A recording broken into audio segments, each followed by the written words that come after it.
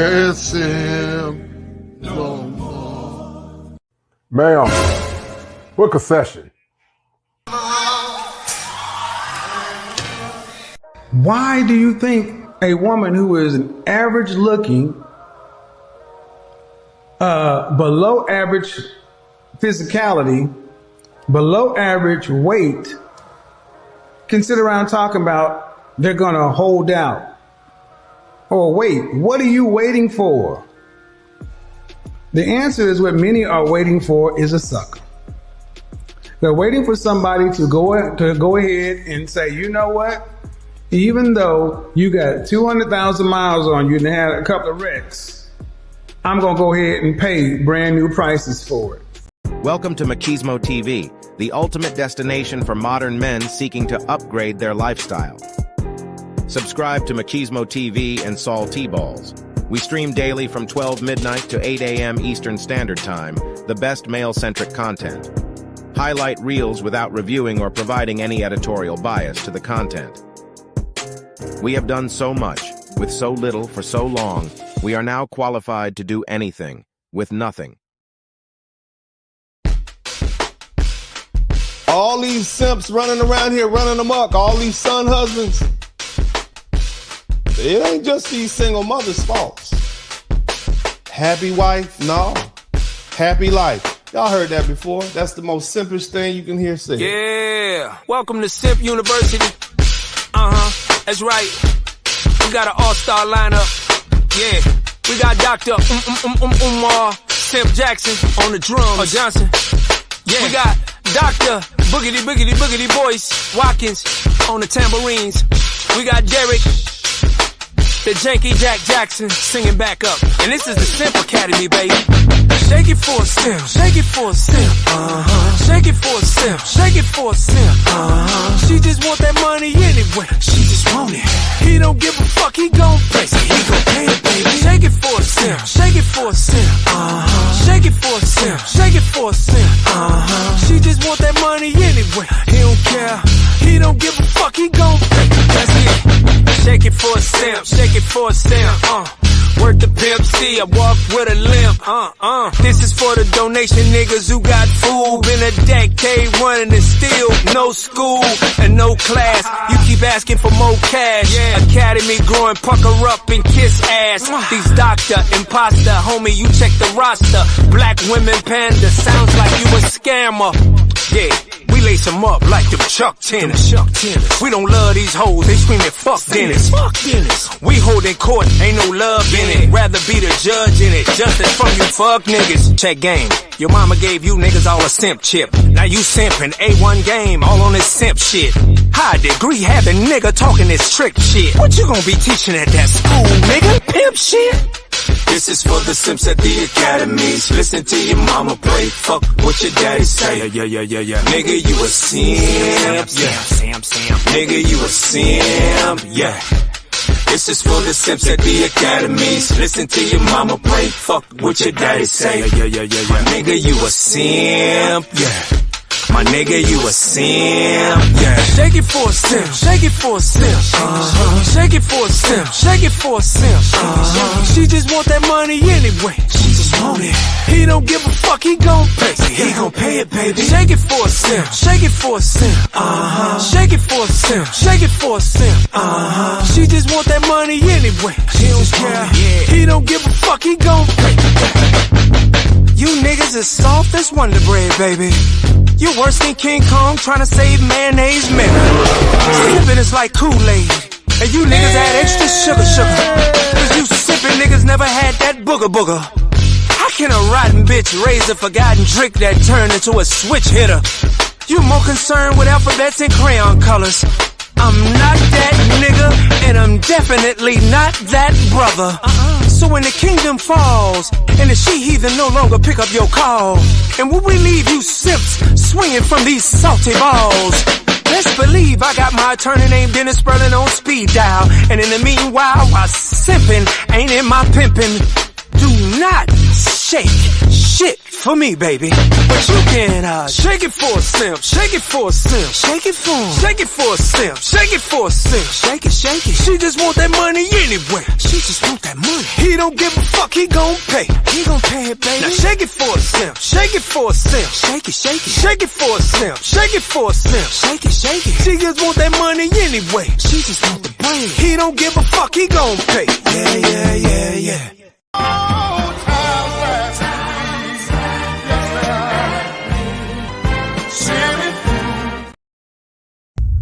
It's a hard thing to admit, but it's understandable why they would choose to go their own way. And that's what's scary, is there's actually a rational reason why they would do that.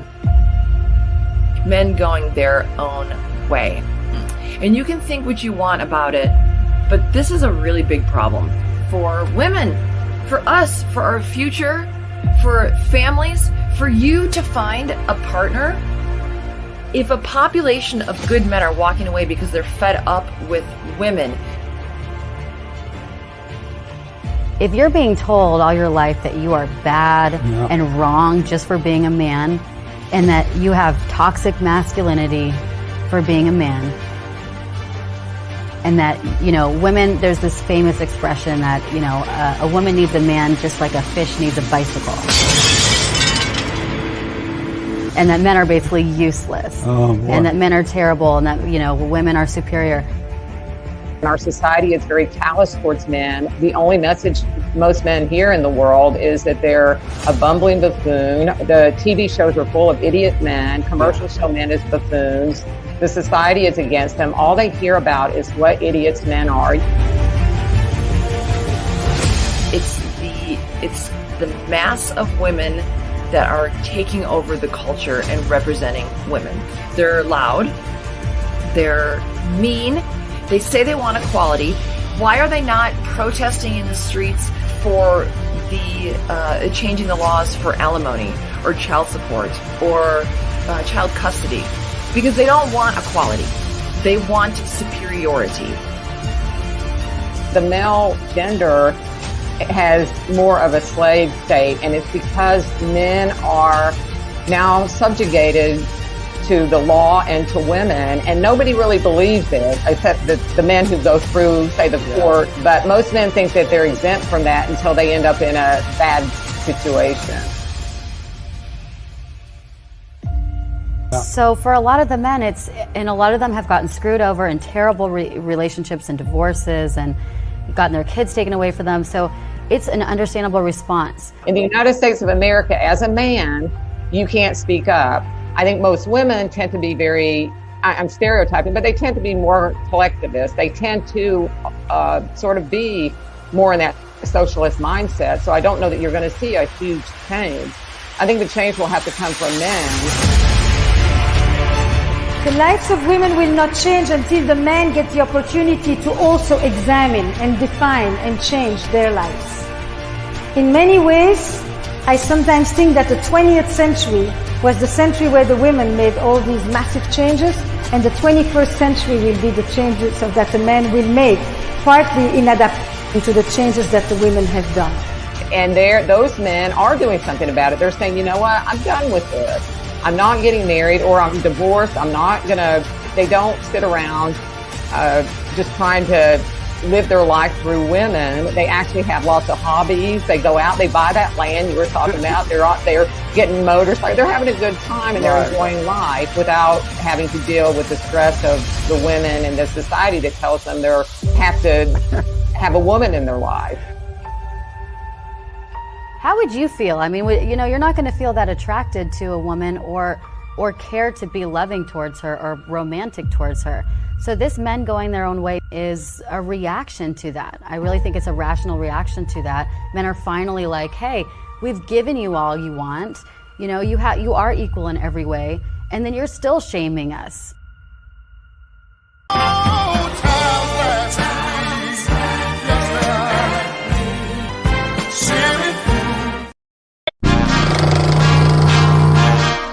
I just want to do God's will.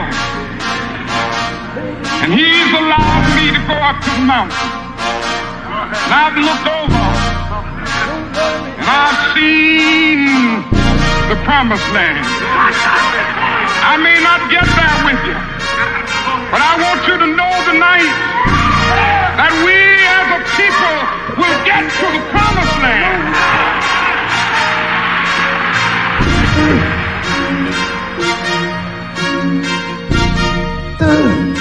To exclusively marry black men. We are in the middle of a crisis. Black men are in crisis. And anybody who denies that black men are in crisis is ignoring the data, the science, the research, the statistics.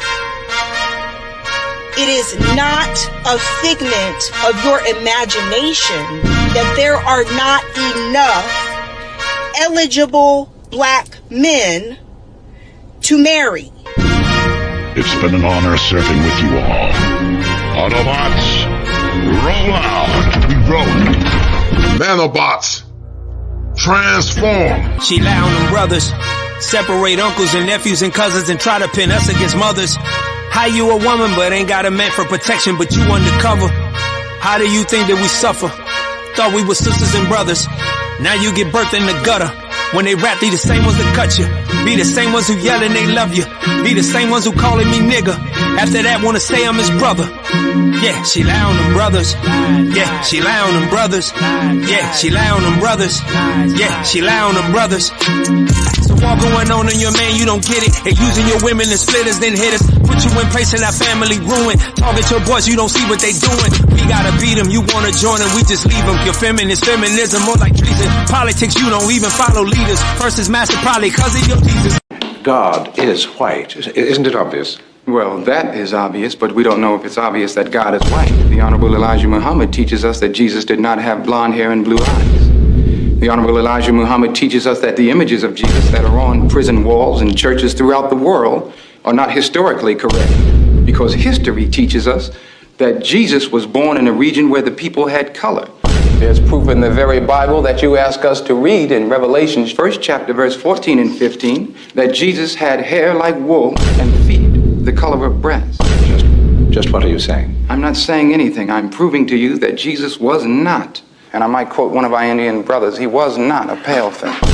This would have been a dick, you didn't believe it. You reap the benefits from your achievements. Penitentiary, all we get is deleted. But God on our side, baby, we gon' beat it. She lie on them brothers. She lie on them brothers. I've been on you. I'm the biggest, baddest. Separate uncles and nephews and cousins and try to pin us against mothers. How you a woman but ain't got a man for protection, but you undercover? How do you think that we suffer? Thought we were sisters and brothers. Now you get birthed in the gutter. When they rap, they the same ones that cut you. Be the same ones who yelling they love you. Be the same ones who calling me nigga. After that wanna say I'm his brother. She lie on the brothers. She lie on the brothers. She lie on the brothers. She lie on the brothers. She lie on the brothers. She lie on the brothers. She lie on the brothers. She lie on the brothers. Breaking all these black men with what? And they don't give a fuck. Yeah, this man hit me with fucking grabbed a rock and he hit me in my fucking face because I would have given him my number. And all y'all just fucking watch. Y'all see that shit? Y'all see that shit? What y'all do? I want y'all to be a man. I want y'all to be a man and fucking do something. Y'all gonna let a man hit me in my face. Roll out. Roll out. Roll out. Roll out. Roll out. Roll out. Roll out. Roll out. Roll out.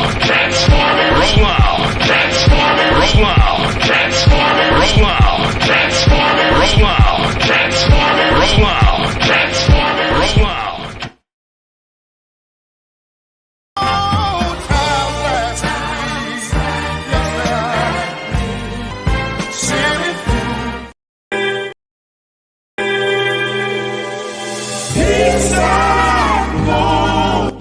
It's him no more. Ma'am, book a session. Why do you think a woman who is an average looking, below average physicality, below average weight, can sit around talking about they're going to hold out. Or wait, what are you waiting for? The answer is what many are waiting for is a sucker. They're waiting for somebody to go ahead and say, you know what? Even though you got 200,000 miles on you and had a couple of wrecks, I'm going to go ahead and pay brand new prices for it. Fire for your mind. Kosher Clinician.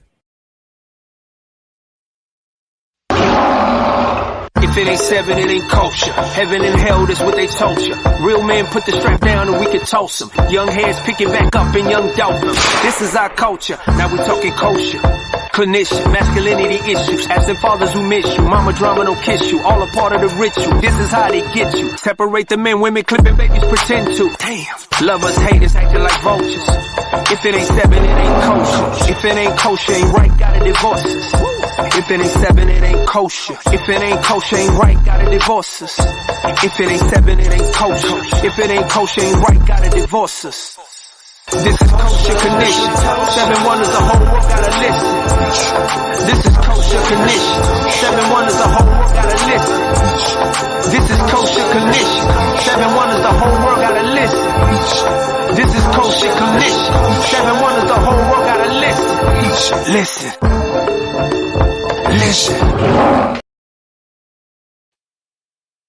All right, guys, I'm bringing to you live once again from the greatest state in the union, the Tar Heel State. We're going to have another great show on today. Guys, get the likes up. Get the likes up. These shows are extremely time-consuming. But I want to talk about and double down on Eboni Williams and Modern Women. And shout out to Carl for President Anthony for sharing the stream. Guys, share these streams. These shows take a lot of time. If you like what I'm doing, help the channel grow. Some of you guys listen. Some of you guys never donate. You never share the stream. If you don't have any money, just share the stream. And I appreciate it, guys. So, guys, get the likes so we're going to get deep into the show. But in the meantime, guys, there's some fly in the ointment. And, guys, this is another case of pigeon ish. Flies eat poop. Get over it. Okay? That's for you. Yeah. Shut up, Kosher. Yeah. Shut up. Whoa. Shut up, Kosher. Ballin', take it back. Like it's game time.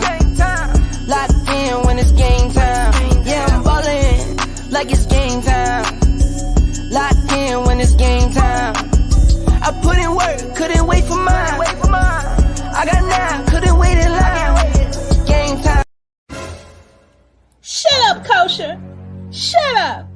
Shut up, Kosher. Take it back. And I go beast like 23, 10 toes down, glued to the concrete. And I do me, keep to myself to find my peace. Been ballin' a little bit, woke up feeling rich.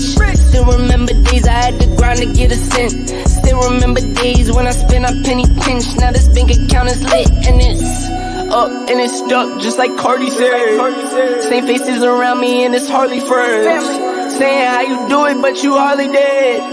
Fibbing on the ground, yeah, you probably is. Ballin' like it's game time. Locked in when it's game time. Yeah, I'm ballin' like it's game time. Shut up, Kosher. Shut up. Shut up, Kosher. Take it back. I got 9, couldn't wait in line. Game time. Game time. Locked in when it's game time. Locked in when it's game time. Pull up from the logo like it's Dame time. Same zone, so won't catch me on the same time. No, time is money, so I cannot give away time. Shut up, Kosher. Shut up. Shut up, Kosher. Take it back. But they don't really know still. See the glow up and I can't believe the glow still.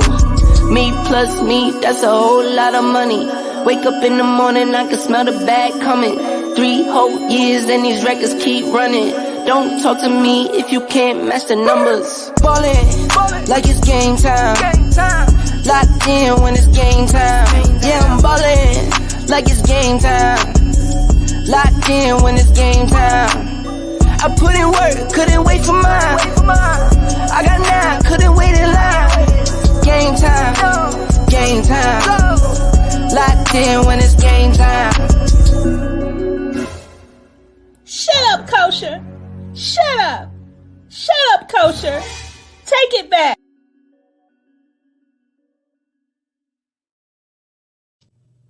All right, guys, we're going to get deep into it. Thank you guys for tuning in on today or tonight or to this evening, to say the least.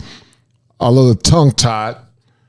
But the Eboni Williams saga continues. And it continues, guys, for a bevy of reasons. It continues for a bevy of reasons. Now, here's the problem. There will be some that will say that Eboni Williams changed, but we know they don't change. They didn't change because the gospel say, can a lion change his stripes? And we know it can't change his stripes.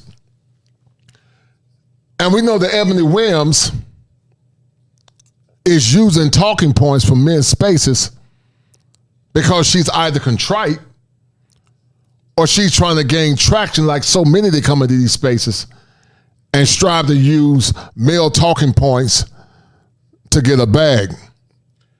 But the problem is this, guys, they never change. They won't change. And this is not a black woman issue. This is an American woman issue. And you're going to see it from old school archetypes like Tom Likas. You're going to see it from Kevin Samuels. And you're going to see the conversation based on so many being in the danger zone. And many of these women are in the danger zone. They're in the danger zone because it goes back to what we talked about in the past with intimacy versus isolation.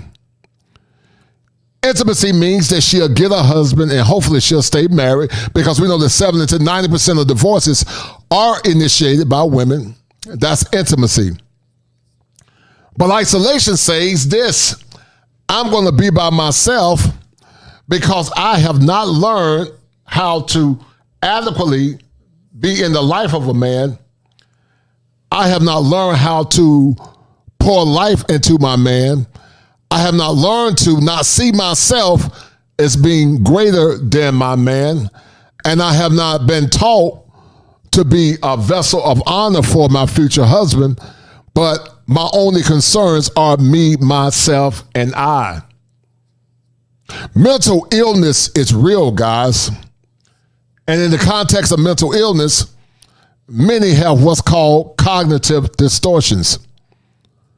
I've said before in the past, one of the ones that's always permeating in these spaces is the minimization of masculinity, the magnification of the divine feminine, overgeneralization of all black men and men in general, and then more or less being dealt with when it comes down to liberal thoughts and liberal ideologies.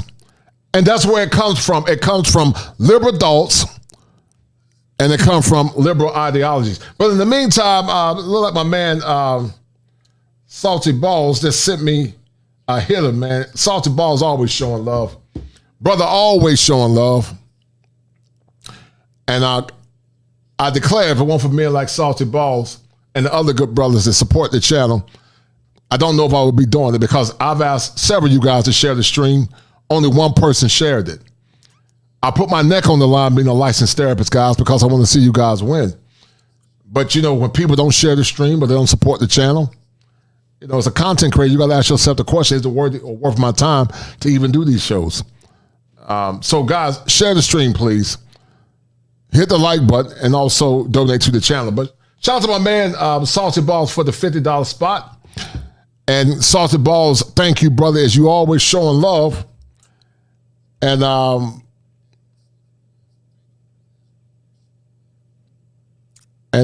a deal right there. That's a deal, right? That's a deal, right? That's a bet, right? That's a deal, right? That's a deal, right? Got 5 on it.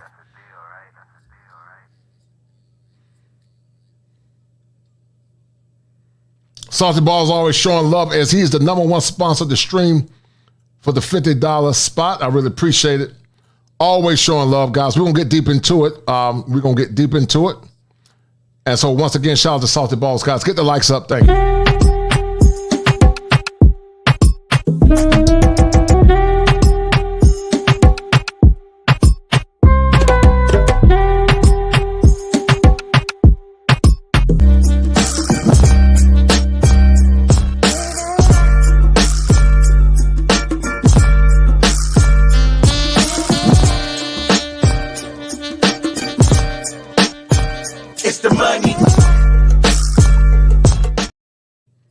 right, guys, we're going to go down the rabbit hole a little early on today. If you're ready to go down the rabbit hole, I need you to hit 1. We're going to start early because I got a lot to cover, and I'm not going to be on this stream for 3 hours. Not tonight. That's just too long.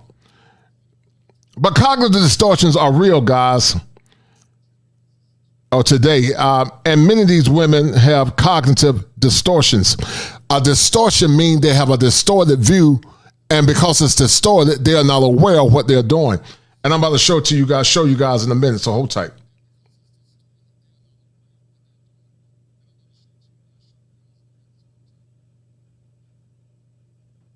All right, so as I talked about it before earlier, cognitive distortions are irrational thoughts that can influence your emotions. Everybody experiences cognitive distortions to some degree, but in their more extreme forms, they can be very harmful. One might ask the question, why is it harmful? Well, it's harmful because we live in a world where the society creates cognitive distortions. And it creates cognitive distortions because what it does, it plays on the behaviors, or more or less aggrandize the behaviors of so many modern women. It tells them or tells her that she's special. It doesn't hold her accountable. She have guys in her corner that enable her and tell her that she's special. It have more or less fathers that have enabled their daughters with the princess complex. And so listen, men and women can have cognitive distortions. And my mission is not to denigrate women. But see, the problem is too many think the way that we're talking about. And once again, the ones that I see is the magnification of her needs and the minimization of your needs. And so exaggerating or minimizing the importance of events. One might believe their achievements are unimportant or that their mistakes are excessively important. So many times she might think that your achievements are not important, but when it comes down to her behavior, she thinks it's important because she thinks her behavior is above yours. And many times, guys, over and over again,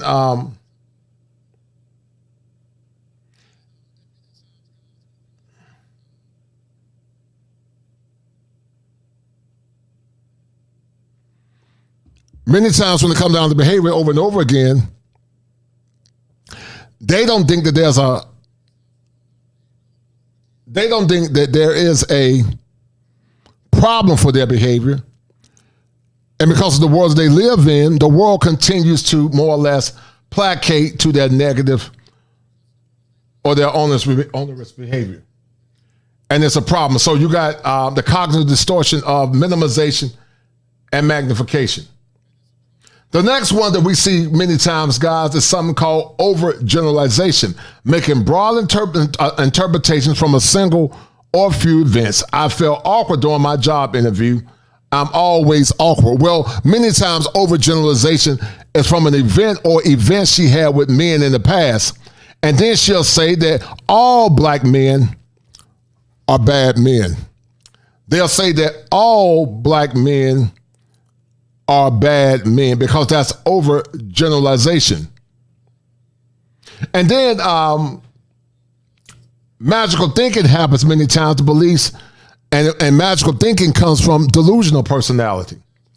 And that's the belief that acts will influence unrelated situations. I'm a good person / bad person, so therefore it shouldn't happen to me.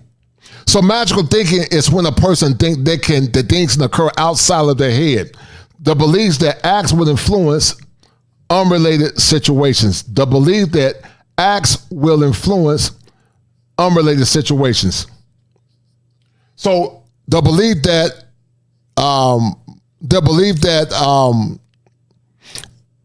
if I carry myself in an uncouth manner, then if I get my degree, then black men in general will want to be in a relationship with me. That's magical thinking. And that's based on delusional or being delusional. And one of the ones we're going to be talking about today here, guys, is personal thinking, personalization. And personalization is based on feelings. The belief that one is responsible for events outside of their control. So this is on the reverse side. My mom is always upset. She would be fine if I did more to help her. But personalization in this situation would be anytime you try to critique them, then they personalize the situation. And they always make it seem like it's something negative. They personalize it. And they're not going to change. Eboni Williams didn't change. And many of them are not going to change in general. Eboni didn't change. You guys going to see it. And many still have not changed, or many will not change overall. So once again, shout out to my man Salty Balls, as he's the #1 sponsor of the stream. But many won't change, guys. They don't see a reason to change. And Tom Likas was an OG of the past that talked about the modern woman and modern behaviors. And I'm going to show you guys in a minute. But in the meantime, guys, once again, get the likes up. And guys, donate to the channel when you can. If not, just share the stream. And I appreciate it.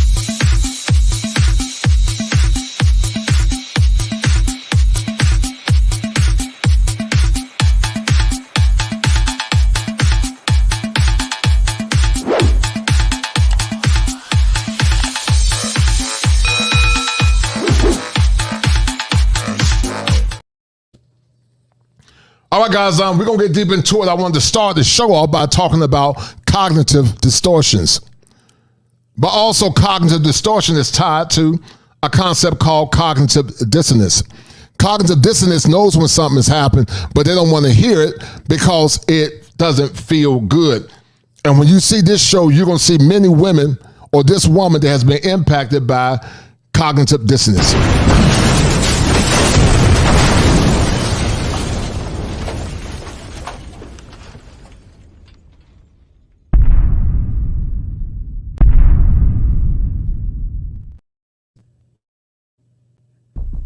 Down the rabbit hole we go. This is the part of the show where we assess, examine, collaborate.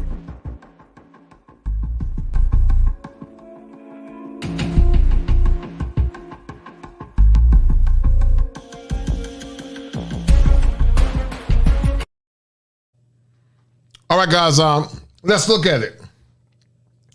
Let's look at the cognitive dissonance of so many of these modern women. Hold tight.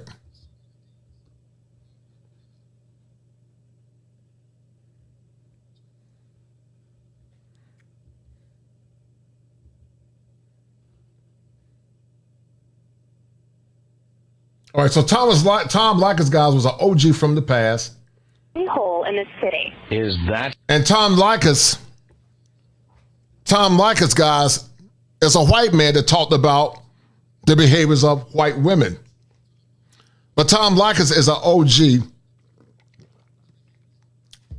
from the past. And we're going to break this down and critique it as we need to critique it. So, well, thank you. I take that as a compliment. I'm sure you do. I work at it. Yes, as I've always said on this program, we in Likas 101 wear that as a badge. So I'm proud to say I am an a-hole in spades. Well, I just want to call and say that you are. And well, thank you. I really do take that as a compliment. Any reason why I've attained this high achievement? Well, I do agree with maybe 3 things that you have said in the last 4 months I've listened to you. Oh, so you've been listening for 4 months, have you? I have, yes.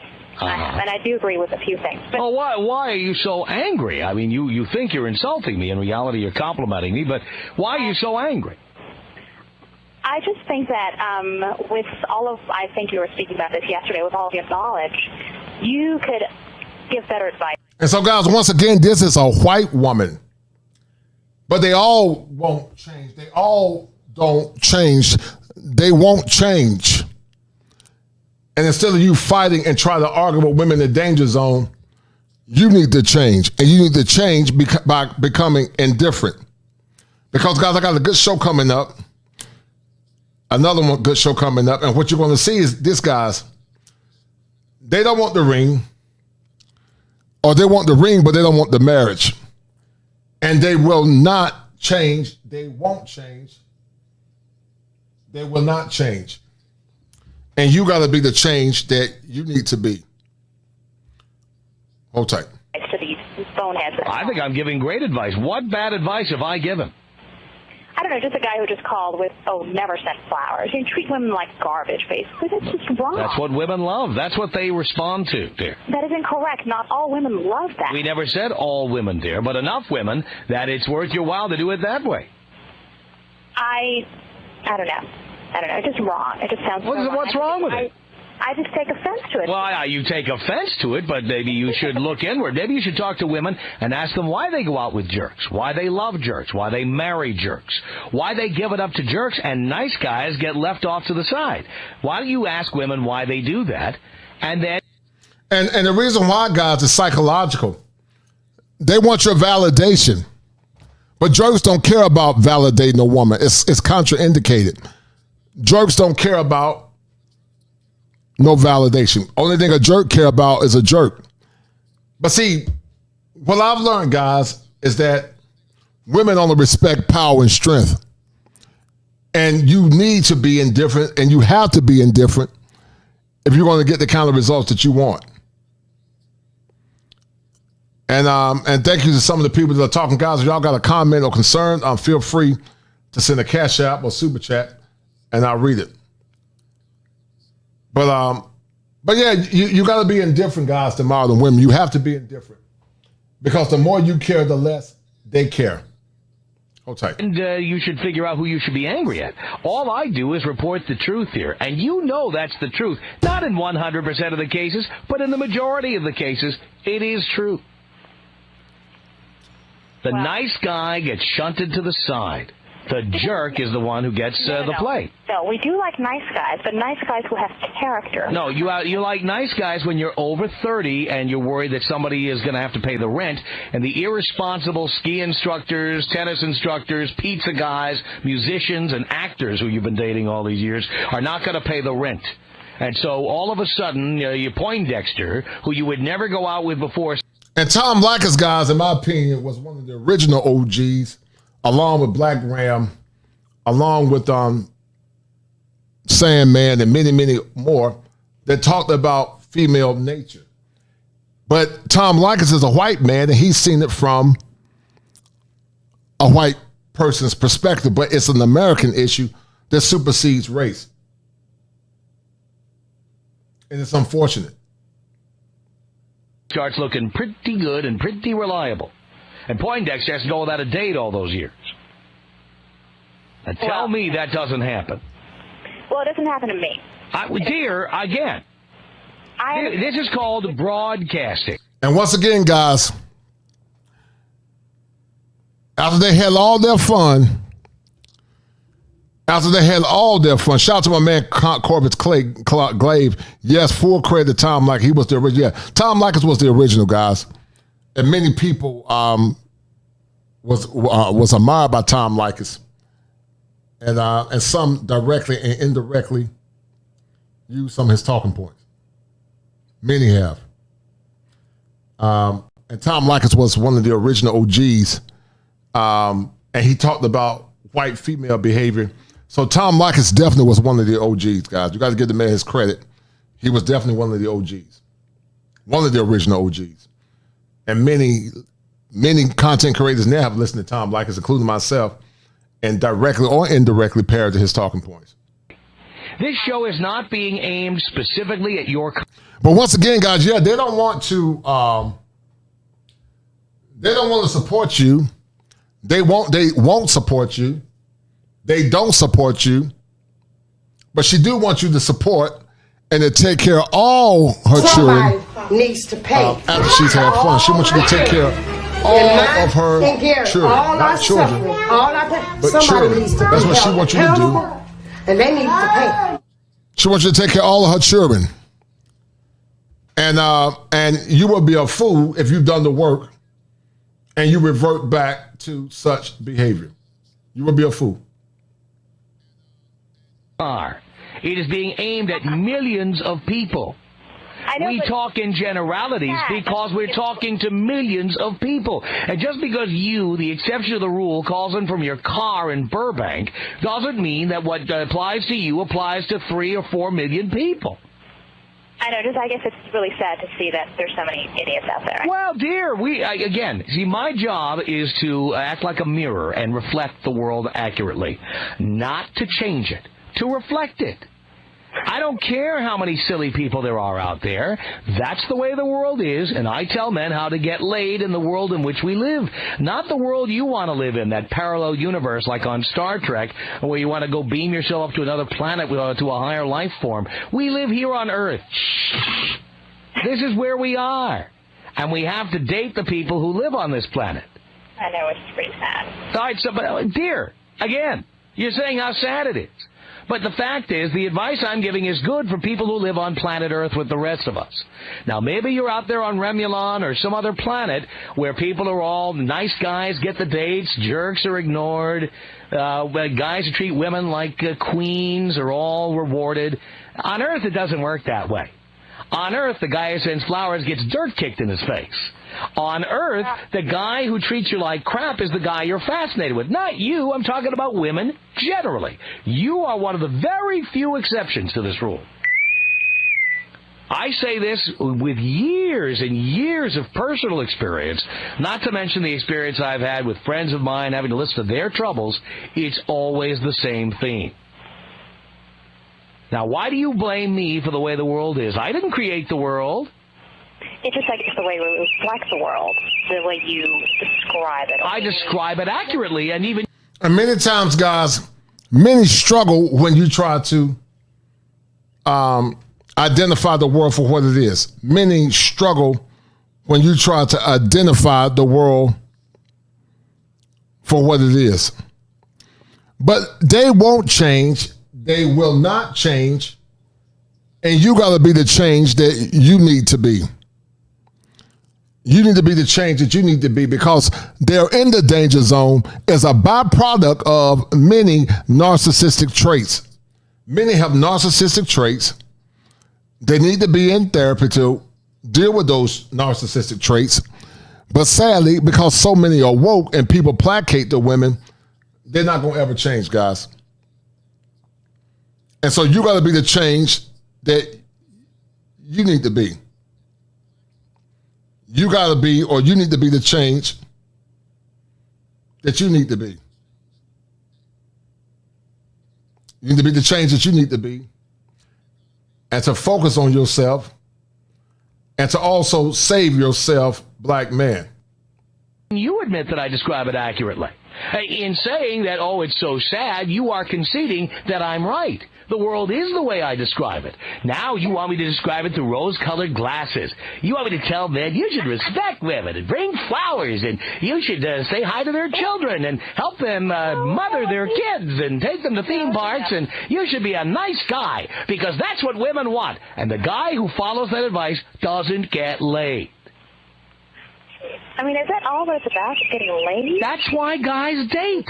Don't you understand that? No. Why do you hate me for this? For telling you, I'm giving you a gift here. I'm telling you what men say about you when you leave the room. I'm telling you what men think.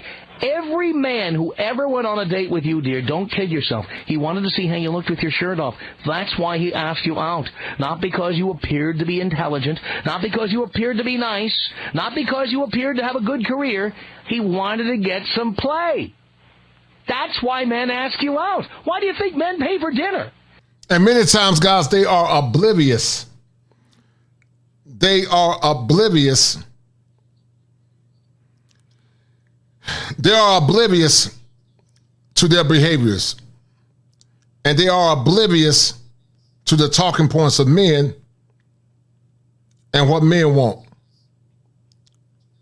And that's why, guys, I say, until you start loving yourself and knowing what your worth is, then you won't continue to go down this negative rabbit hole with modern women. So they can hear you waxing philosophical about your political opinions? We don't give a rat's ass about your political opinions, your intellect, your IQ, not until we get inside and see whether you're shaved or unshaved. That's the fact. Sorry, that's the way the world is.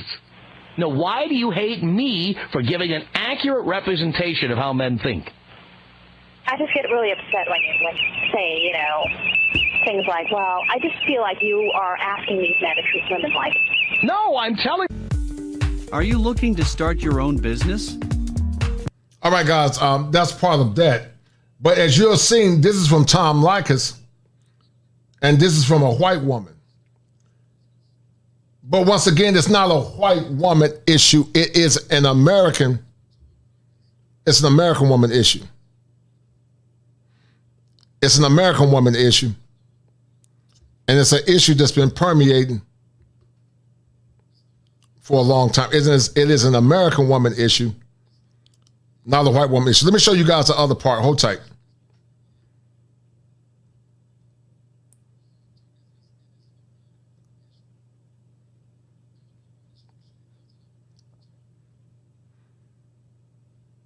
But in the meantime, let me play a little bit of music as I'm trying to find this next clip, guys. We're going down the rabbit hole.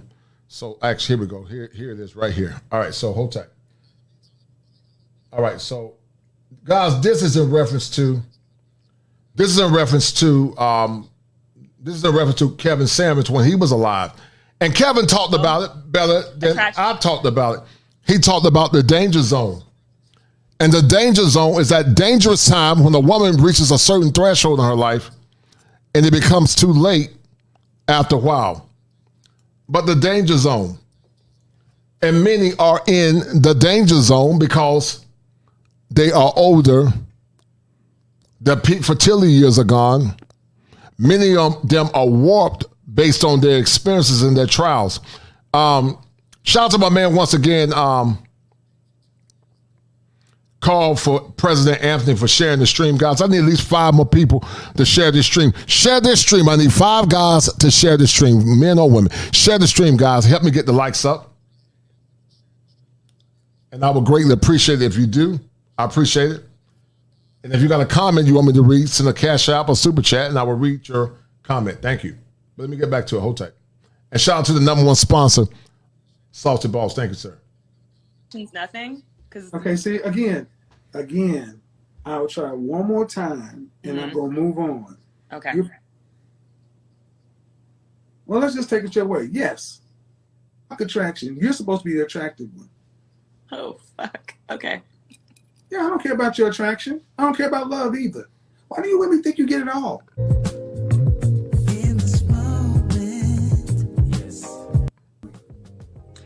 So I feel like I'm definitely I'm a high value woman. I'm quality, went to a great college, great family. And see, guys, this is what they equivocate to you. She minimizes the masculine need based on her degrees, but she magnifies her worth based on degrees. She minimizes your needs as a man based on her degrees, but she magnifies her needs based on degrees. And that goes back to black love without consent. Now, I asked you guys 5 people to share the stream. We got 1. Can I get 5 more? Once you share it, please tell me where you shared it. And hit 1 once you share. So I need 5 more to share the stream. So thank you. But those are cognitive distortions because she didn't talk about anything tangible that's beneficial to a man that got his act together. She only talked about her coming from a great family, which is subjective, but also she talked about her degrees. And we said it a million times, I don't care about your degrees unless those degrees are going to help benefit me and my legacy. But keep listening, guys. Okay, go ahead.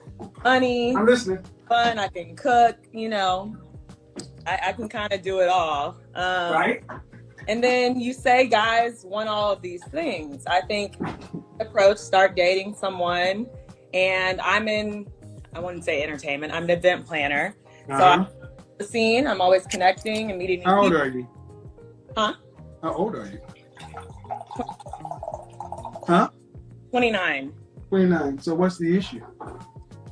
So once we get in a relationship, they truly show their insecurities, and they don't like me being around certain VIP scenes or going to certain events and venues. And guys, here's that insecure. Women can dress provocative. They still want to talk with their exes, and they still want to more or less do what they want to do. But it's not so much because a man is insecure by default. He has standards, and he doesn't feel comfortable with this woman being around other men because men are territorial. Men are territorial. Thank you, Brother Kevin White. I appreciate it, brother. But men are territorial. Thank you, Brother White. I appreciate it, sir. Thank you.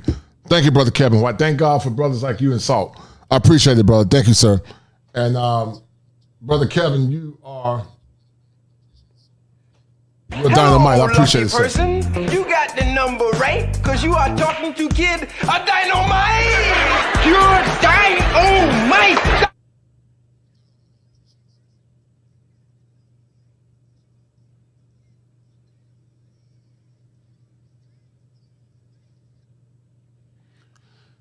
But they lack awareness, not only because them being in the danger zone, but also the frog in the pot syndrome. But they also lack awareness because they don't understand what men want, which is even more problematic. And want to sit me down and, have me barefoot and pregnant, whatever you want to call it. But No. That's not my career. It's not what I'm about to do. Okay, hold on. Let's. And this is what she said. It's my career. And so what modern women don't understand, they don't really understand what their purpose is.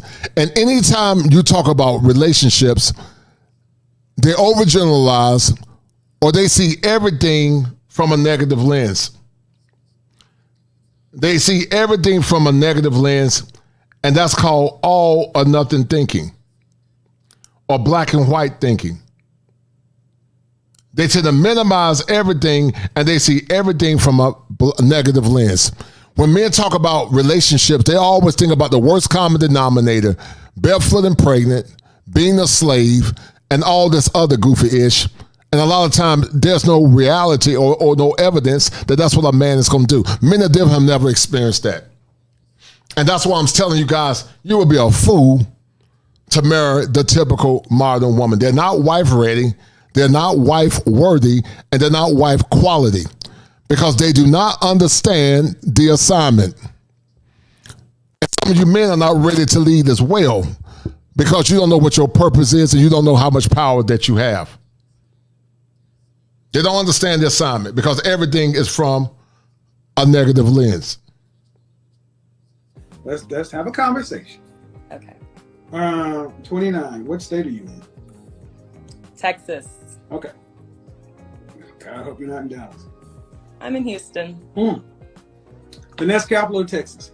Finesse capital of Texas. You are correct. So, yeah, I know. I used to live there. So here's the thing. Do you want to be married? I do. Children? As of recently, I feel like I need children more than want them. That's the thing. What does that mean? I didn't always want children, and recently, with my grandmother passing, seeing my aunt and my mom take care of her, I feel like I don't want to die alone. So, did you go to college in Texas? No, I went to Howard. HU. Right. You pledged sorority? No. Okay. Children. Before you didn't want children, come back to that one, but it's like, why do men they think you're all fun and cool and, pretty and smart and all this, but then they get insecure and... Well, let me get to my point. Okay. Let me get to my point because you say men, and I can't let that go. The men you got, that's not all men. All True. right, so when's your last relationship? Official long-term, about 2 years ago. And how long did Men don't approach me, so you should maybe... How long did that last? Huh? How long did the relationship last? A year. Okay. So I don't doubt that you can attract men, but it sounds like you either have a hard time. It sounds like you have a hard time attracting men that you value. Put it that way. Yes. I attract. All right. But the question is, what do the men you want from a woman? See, when you came on, you came out with the resume. I'm this, I'm that, I'm great, and that's fine.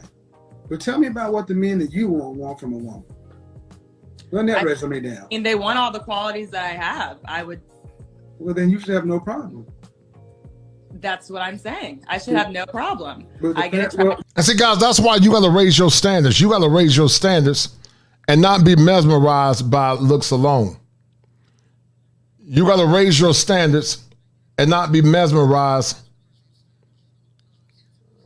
by looks alone. Because looks alone will sabotage you from seeing the truth.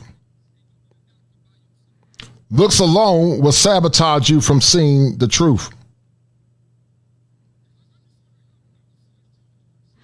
Looks alone will sabotage you from seeing the truth.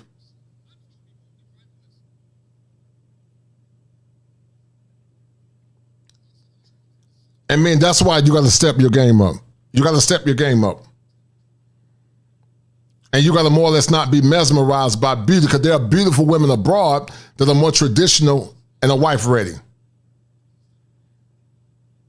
But apparently that's not what they want. Shout out to my man Top Gun 45. He said that face, attitude, and entitlement. Howard definitely indoctrinated her. Y'all want to see some dead bodies? Yeah, man, a lot of them got dead bodies, man. The number, right? They got that 1,000 cc step. I appreciate it, man. Pure dynamite.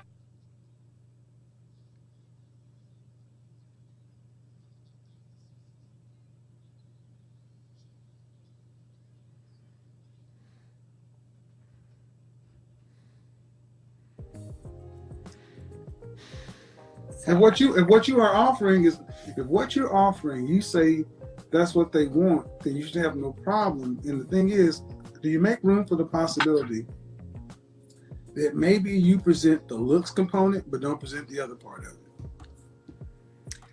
I have, but I don't think. Okay, not wanting children. Why didn't you want children? That's when I was selfish. Exactly. And I wanted you to say the selfish word, not me. Men don't want selfish women. Oh, at all. Exactly. I've worked on that. I've exactly worked on that. So selfish. And they're selfish, guys, because they lack self-awareness. They are selfish because they lack self-awareness. They're selfish because they lack self-awareness.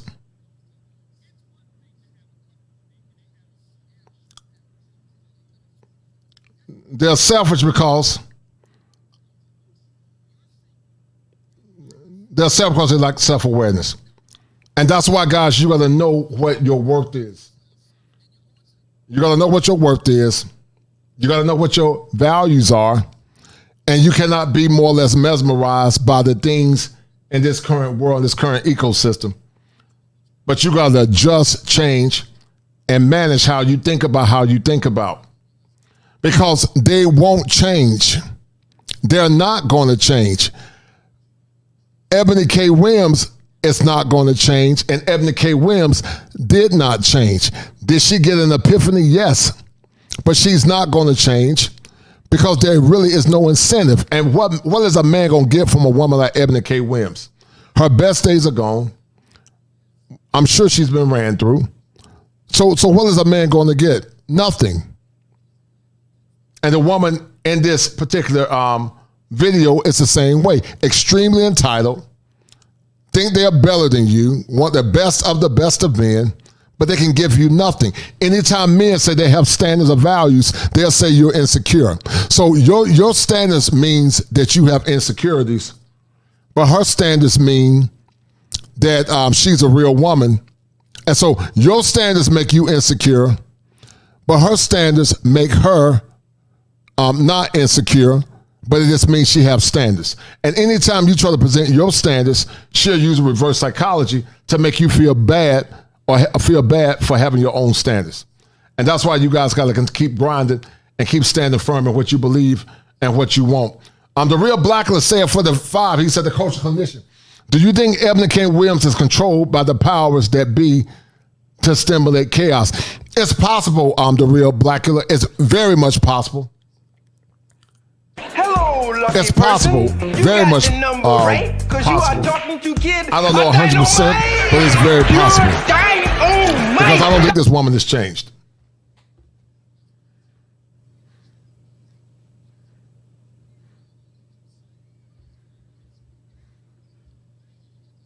You said I didn't want children. You notice I keyed on that because I'm like, well, there's a selfish one. Yeah. Because most women don't want children because I don't want to mess up my body. I don't want to, my life, my career, my this, that, whatever. It's all about you. So the kind of men that are intimidated or whatever, that's just whatever you classify, they want something else. They want feminine, beautiful, inspirational, cooperative, submissive women who are trying to get on their page. Do you want to have, so usually I would ask the question, after you get married, do you want to have children? And afterwards, do you want to work? But you just now want children. So what do you want, the power couple thing? Yeah, I mean, I really, having kids is me being selfish, but also I want to really take care of my husband. Like I want him to have 100% of me when we're at that point. Okay, I get it. So, I get it. But what, I get it. I get it. And guys, you know and I know you can't be no such thing as a power couple. There is no such thing as a power couple. Because power couples lead to chaos. There's no such thing as a power couple because power couples lead to chaos. Power couples mean they both equally have power in the relationship when it comes down to authority. But there's no such thing as a power couple because power couples, guys, lead to chaos. Get it, but that's what you want. What about what he wants? See, okay, let's say this. How much money would you want your husband to really earn annually? To live the life you want, to eat, travel, hair, makeup, shopping, caring for family. Come on, give it to me. Don't hide it. 500,000. All right. What percentage of men earn that? Huh. Very little. What percent? No, I mean, if you're talking all races, I would think. I just said what percentage of men earn that? Oh, maybe like what, 7% or something? Not 1%. 1%? I mean, dear heart, I mean, I'm trying to break this to you, but I don't know why living in Texas, you should put it this way. 3% earn around 300,000 or more.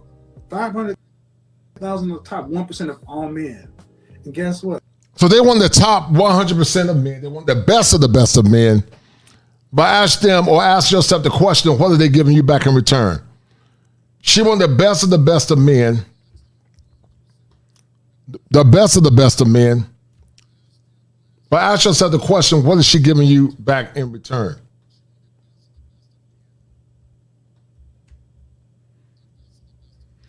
What is she giving you back in return? You give this woman everything. And so basically what you're doing, you're playing her game of Russian roulette. But you're not playing your game, which is male leadership. But what is she giving you back in return? And this woman is in the danger zone, but her lack of self-awareness continues to keep her in a perpetual cycle of not only victimhood, but arrested development. But what is she giving you back in return? And many will say nothing. Men don't go and do what they have to do to become those kind of men. And what age do you think those men are when they're earning that kind of money? 40s. Right. And what do men want who have fought in corporate America or fought in the work world for 20 plus years? They want kids and a legacy. True. But I do want kids now. That was my past. But that's recent. What you said earlier was what I believe to be the truth. I want to focus on my husband. Great. That will make you a good first wife or a starter wife. But typically men want legacy. They want a woman who's going to give them 3 or 4 kids for that $500,000 they're earning because they got to pass it on somewhere. They don't want to leave it to their dog. So the kind of men you're dating probably are these guys who want a woman to do the power couple thing. Y'all on some 50-50 splitting the bill kind of shit, which is fine. Oh no. Okay, so you mean that these guys you're dating expect you not to work after you, if y'all were to get married, they would expect you not to work? Maybe not expect, but I think they'd be fine with it. First of all, it's another story. I don't really date like that. That's another thing. Like, people aren't approaching me. So maybe that's where your rank can come in, and people are all talking shit in this little comment section. Why are you worried about the comment section? I'm not, and I'm running the show. Huh? No, I'm saying I would probably want to rank. You be ranking out here, so I don't get I get approached by like threes who are broke. I'm talking about the men you dated. I'm talking about the guys you came in talking about are who? Those were guys I dated years ago. And see, guys, she judged you based on your current socioeconomic status and how much money you can potentially make, but she don't want you to judge her by all those bodies that she had, or the debt that she has, or the children that she have. But your standards and your values and your worth is always minimized against hers. Hold tight. When I joke about, say, my next ex-wife, I've always said, if I would, that's what you ladies never seem to answer. Are you a Christian? Raised. Okay. More spiritual. Well, the old scripture was, he who findeth the wife findeth a good thing. Mm-hmm. The presupposition is that you are a wife first, and then you get found. The men you are talking about are looking for wives. Yeah. You're not a wife. You're a professional fun girl.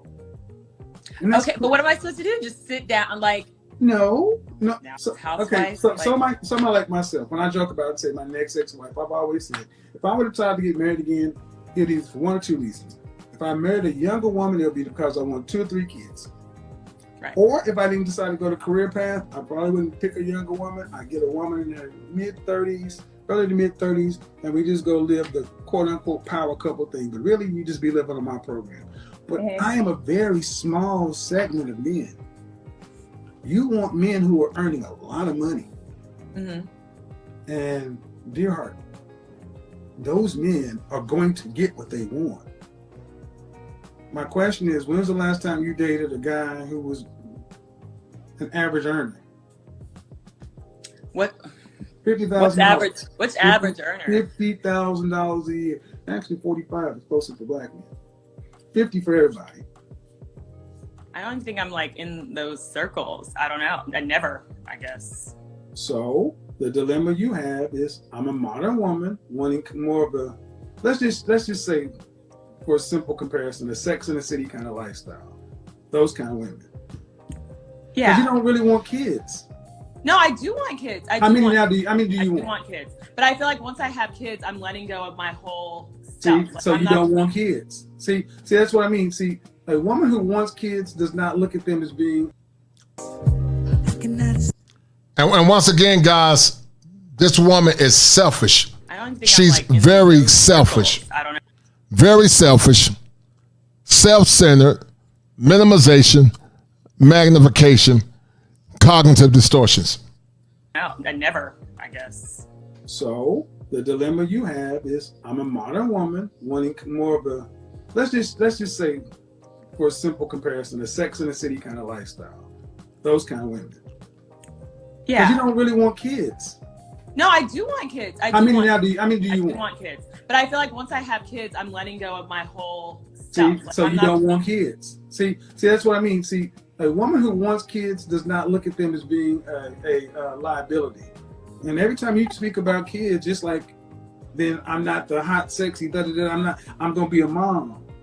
How many kids do you want? You're putting words on it. That's not okay. Well, then explain to me to me what you mean. Once I have kids, I'm letting go of my own self. I feel like you lose in independence when you have kids. At least my mom did. I feel like if I can dedicate fully to my children and making sure that they're being taken care of by their mom and not by a nanny and some random people, to where they can be like touched and what, like, I want to raise my own kids, and that wouldn't, allowed me to do the 3 jobs I work now, to be Well, out. hold on. Listen. The men who earn the kind of money you're talking about don't want independent women either. Right. So no matter how we get to it, ma'am, children in your mind are a loss of independence. Yes. All right. Which maybe I'm not. Exactly. Which means you're in your masculine energy. This is masculine.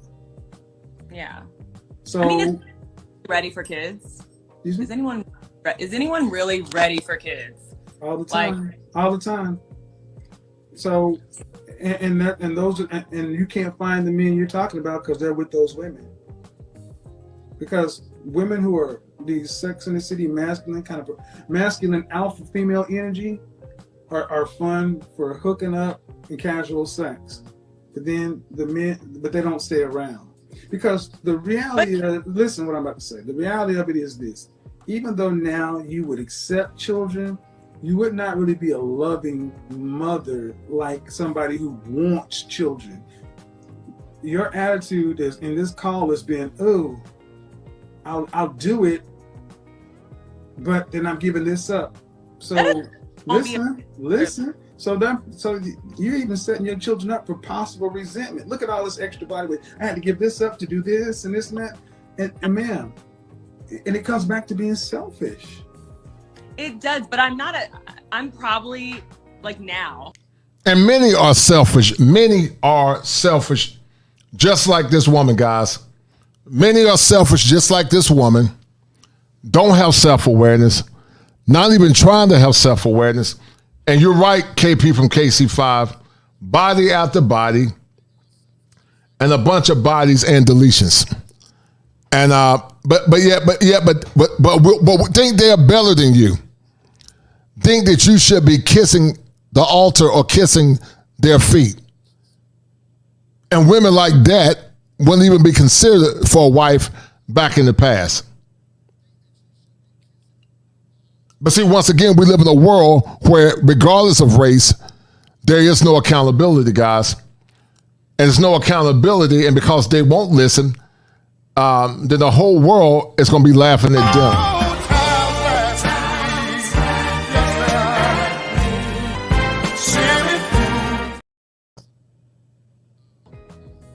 The most selfish person you will ever meet. Like, The I don't least selfish person? know how having a child will be like until you have a child. Everyone who knows me knows that I would be an amazing mother, and really my focus would be on my kids and my husband. That's it. That's a great thought. Like, Okay. yeah, you're like, And what's your longest relationship again? huh? The longest relationship again was what?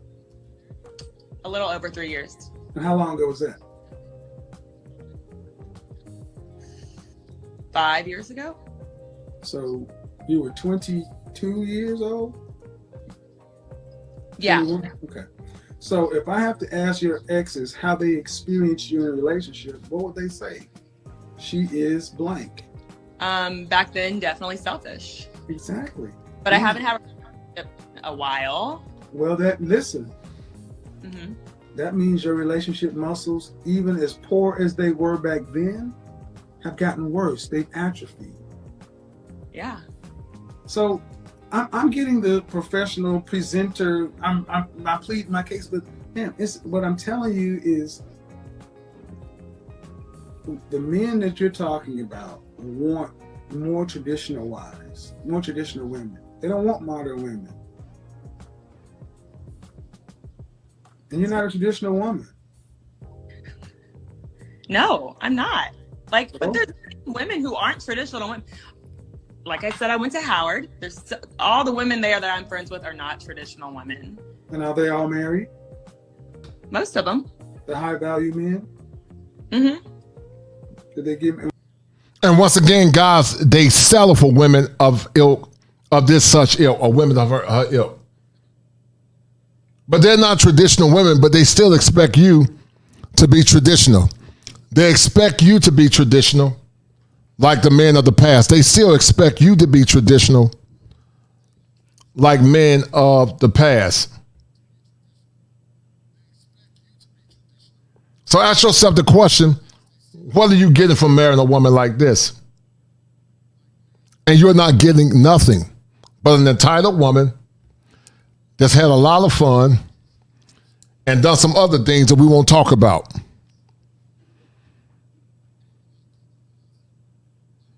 But very selfish. And that goes back to the cognitive distortion of minimization and magnification.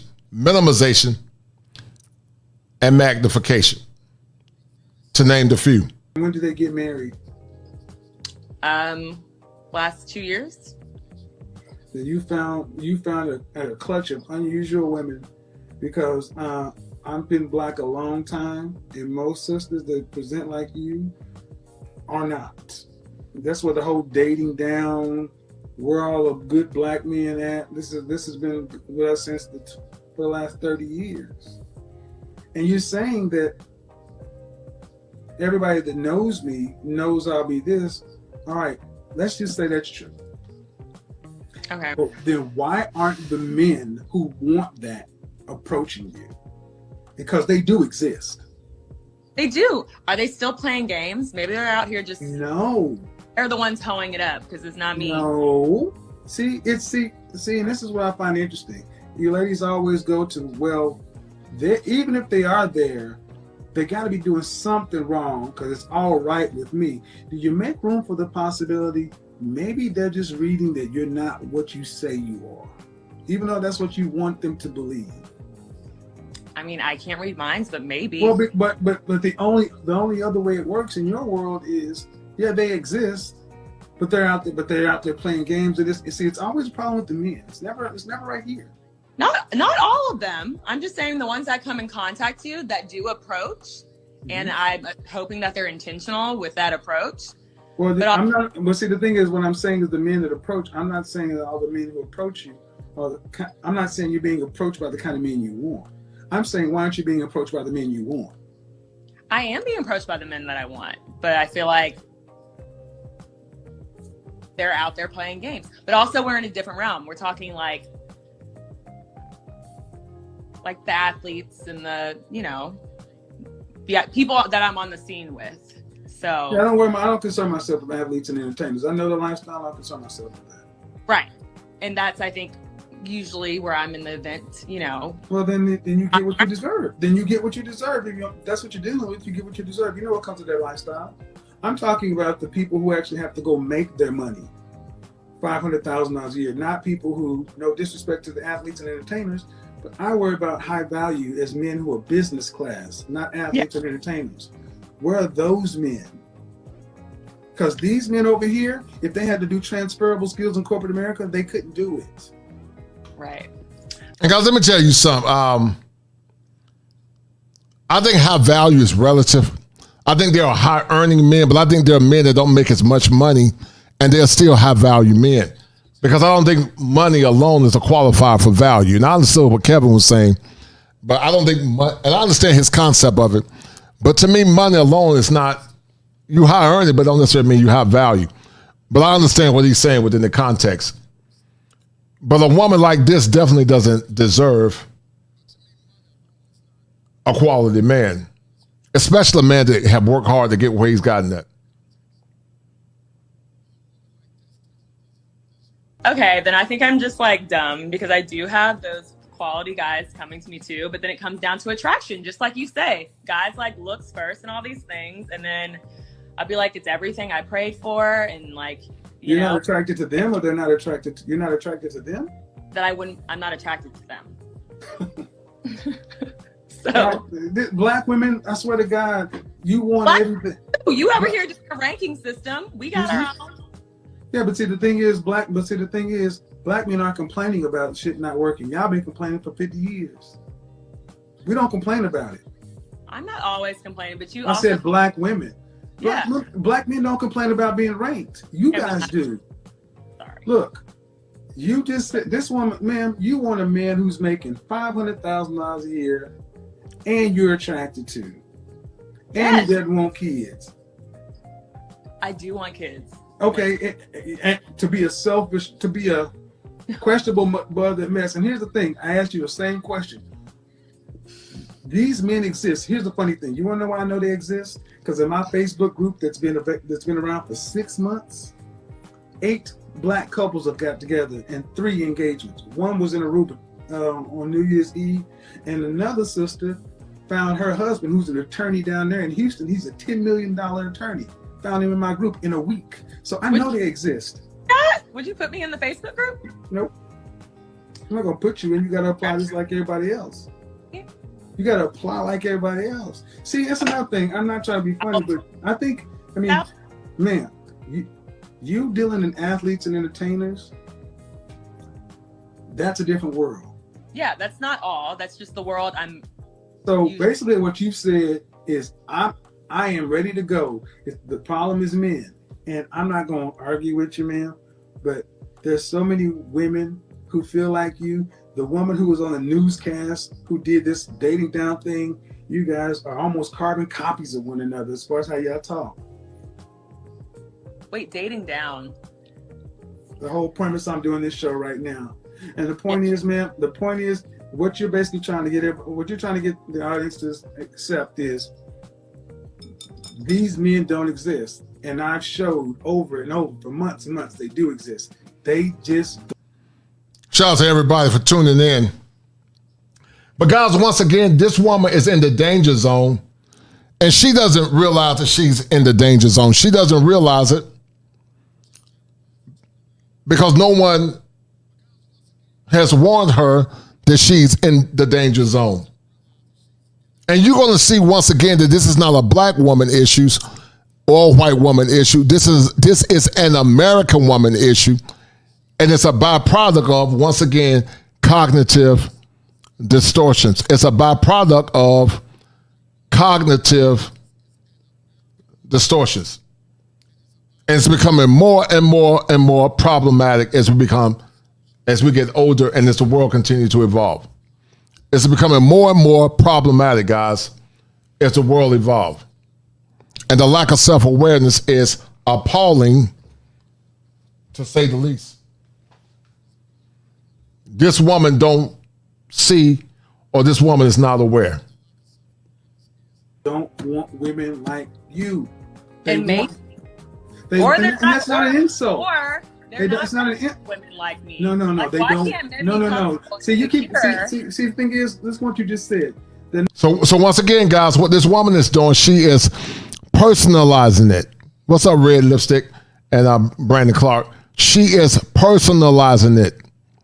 And that's a thinking error. So instead of look within myself, you guys are going to see from this other woman, this woman is personalizing it. She's taking it personal. And that's a thinking error. Not ready for women like you. There's always a deficit on the men's side. No, they don't want you. Those men do not want me. But when they approach, and here's the thing, wanting listen, me and asking me to marry them, and listen. But then when we sit around and come on out and about, like, see, what? She's not now your ego's involved. Listen, No. You ladies control access to sex. We control access to relationship. So you can say whatever you want. We control access to relationship, and they don't want it with you, and they're going to get it from another woman. And the only way you're going to get it is to understand what they want and give them what they want. Not say they're not ready for you. They ain't hearing that bullshit. They're going on down the street. It's the Doppler effect. They ain't ready for me. They can't handle me. And he going on down the street with his fiance, while your ass is just getting older. Fiance. I mean, I'm trying to keep it light, man, but I get upset when I hear sisters who will sit back and put on their diva boss 10 energy when you look in reality dead in the face at 30 years old. 29. Straight up in the danger zone. Okay. That means you got 6 more years before high risk pregnancy. After this conversation is over, man, go back and listen to it, because I'm trying to tell you that the men exist. Now remember, Kevin is talking about top tier men, high earning men. But how about the working class men, or the men that make $75,000? Once again, guys, you would be a fool to marry the typical American woman. You would be a fool. You should never have to work your behind off to qualify to a woman that has not proven herself worthy to be your wife. You would be a fool to marry the typical modern American woman. You got to always qualify yourself to low tier women, and because of hoflation, many think that they're better than you. You will be a fool. He's talking about high earning men, but you still shouldn't have to qualify for women like this. I know they exist. It's true. I believe they exist too. Then they do. Then you gotta ask, what do the men that exist that you want from a woman? That's one thing.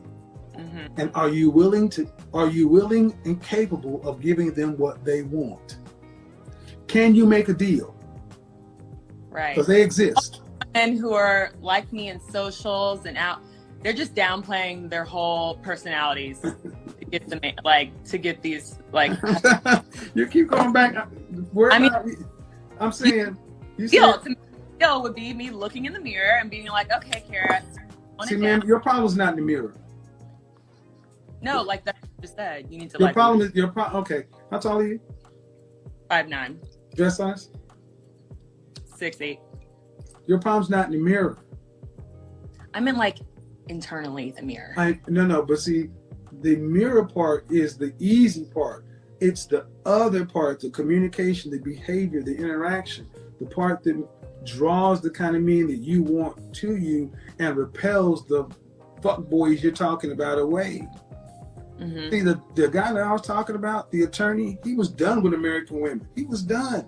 He was going to move to the Dominican Republic. And I said, come on in my group, man. He resisted. Go to my channel, the video's up. And he said, man, I just decided to join it. And inside of 1 week, got his fiance just bought a new house. I just saw him. Thank you for the Christmas gift. So you can't tell me they don't exist. I know these men. I'm not saying that. I just had that in October, but I wasn't. No, because if you had it in October, you'd be a fiance by now. So you just make the deal. Attraction's nothing. Okay. See, again, I will try one more. Once again, lack of self-awareness. If you've seen women like this, hit one. Hit one if you've seen women like this woman. They have lack of self-awareness because, once again, they won't change. Guys, get the likes up. I only had 2 that's donate to the channel thus far. Donate to the channel. If you like what I'm doing, donate to the channel. We got a second half that's going to be equally important that you guys need to listen to. Because, once again, Eboni Williams have not changed. She have not changed. She's been married before. But many of these women want the ring, but they don't want the marriage. We're going to talk about that on tomorrow at some point. But Eboni Williams have not changed. And don't believe the hype, guys. She has not changed. Time, and I'm going to move on. Okay. Well, let's just take it your way. Yes. Fuck attraction. You're supposed to be the attractive one. Oh, fuck. Okay. Yeah, I don't care about your attraction. I don't care about love either. Why do you women think you get it all? What makes you so special that you get it all? Men get it all the time. So yeah. No, we don't. And we accept what we get. It's tragic. No, ma'am, you got a choice. Because here's the thing. Here's the reality. Are you ready? The reality is what you have to negotiate with right now has a time limit on it. It will spoil. It will get old. And what you have today, it won't be worth the same thing 5 years from now. Because it ain't worth the same thing as it was 5 years ago. So after this is over, because it seems like you have maybe some girlfriends around or people around, I'm not saying this to be hurtful, man, but you got to tone this down and really come down. You're going to have to really ask, what do these men want that I want? And then what matters more? Do you need this, that, and attraction and this? And if that's the case, go in your wallet, go pay $60,000 to a matchmaker and do it that way. No, I hear you. I agree. So. All right. Okay. I'm just saying, you can't have it all, ladies. All right, guys. Once again, that is what we call the cognitive distortions or the thinking errors that so many have. Lack of self-reflection, lack of maturity, arrested development, and she, like so many others, continue to have the same issues over and over and over and over again. Now, you guys are going to see more of the same behavior from Eboni K Williams and also from this young lady when she was trying to tell her about trying to get her MRS degree. But here's the problem. Eboni Williams, it's like so many others, guys, they're not doing it from a position of duty. Eboni K Williams is still an ethnicist at heart. And she still don't understand the assignment. Even though what she's saying is true, she still does not understand the assignment. And you guys are going to see firsthand that she doesn't understand the assignment.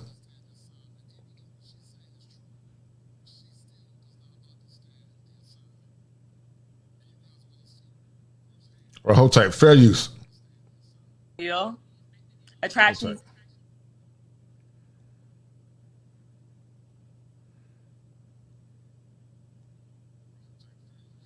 So let me find the other clip, guys. And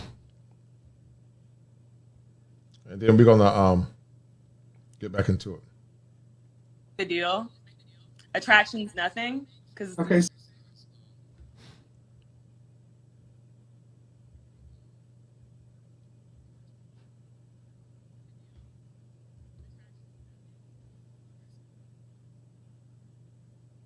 All right, this is part 2.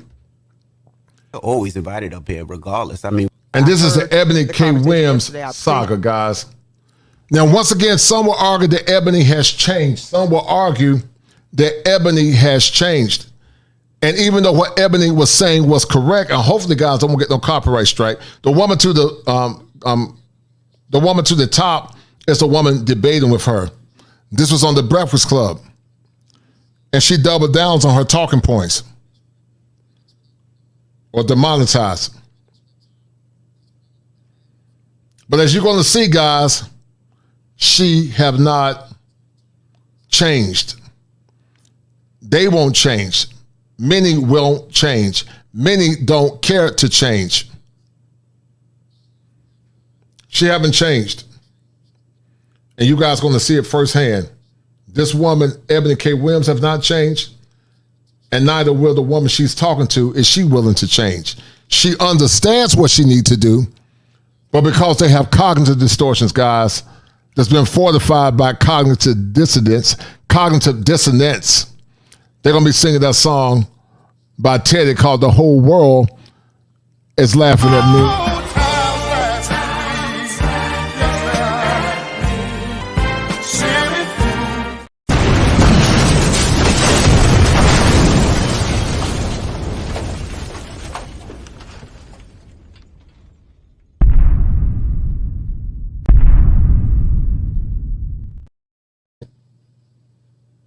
Appreciated the critique and the constructive nature of it. And I said, since I'm down the street on the train, let me pull up and I want to hear from you, Lauren, about what you agree with and what you disagree with and have a ladies' conversation about Let's do it. Yeah. So I think for me, I'll start with what I disagree with. Well, Kim, first, for people that don't know, you want to play the clip of what went viral, so people understand that? The reality is that our marriage and partnership market value is depreciating with every passing year.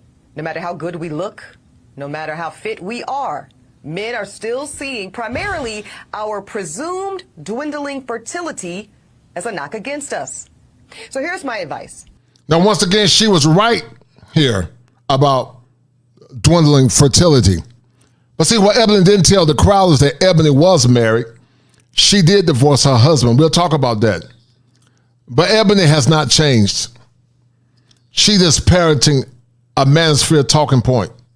But I don't think Eboni K Williams have really changed at all. You guys tell me what y'all think. But I don't think she's changed. If you are a young black woman in college and you know in your heart and in your head that you want to prioritize family, I suggest that you simultaneously pursue that MRS degree right along with that BA or JD. Because the handful of black college-age men that actually do desire to get married soon, and they do share that value system, and family is a priority for them too, y'all, that is an incredibly small pool, and it's shrinking as you get older. And by the time you reach my age, 40, you will be faced with different choices relating to life partnership and motherhood. So I think, all right, so breaking it down into what I agree and what I disagree with. So the disagreeing for me came with the starting with the infertility and the market value, the appreciating. So with the infertility, I know I said this yesterday, some stuff is science, right? You can't get around that. But I feel like when you start with that and you leave. And so here's a woman, and here's the problem, guys, with so many wait late or too late to start their lives off, guys. And once again, share the stream and donate to the channel if you have not, please. Share the stream and donate to the channel. But here's the problem, guys, with so many women like this. So many wait too late to establish their lives or start their lives. You can present the truth to them, and you can give them objective truth, and somehow it always get derailed back to her feelings. And that's a problem. With that, it then makes people get defensive and they don't even hear the rest of it. I know when I first listened to it, I was like, oh God, this is going to be another one of those conversations where like someone's telling me as a woman, by the time you get this age, your life is over. And you know, when you're like trying to figure things out and you're like, I'm 31 years old, right? Like I'm recently out of a very long relationship. I heard. You want to feel, not I heard. Who told you? Charlamagne. Charlamagne told me. Jesus. Notice she says she feel. Not that she know. Notice she says she feel. She wants to feel, guys. She don't want to know, but she wants to feel. She don't want to know, but she want to feel.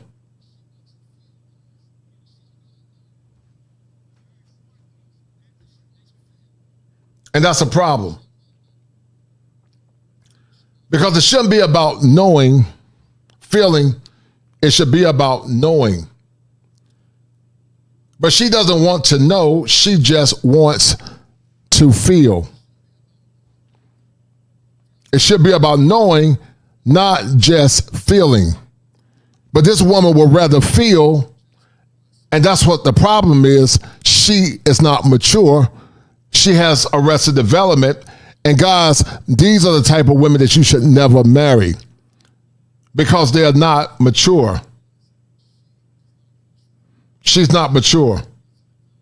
And arrested development is not only a detriment to you, but also is a detriment to her. She would rather feel than to know the objective truth. And that should be a problem.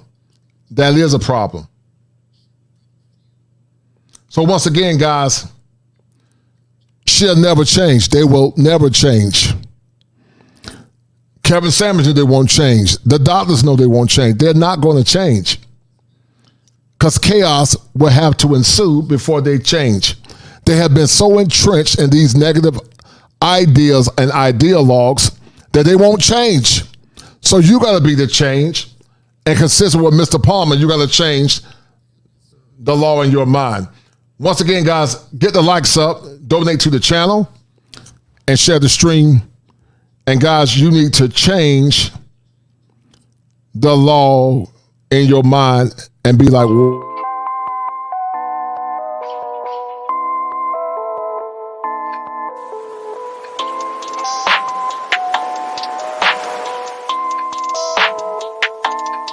That's ISO.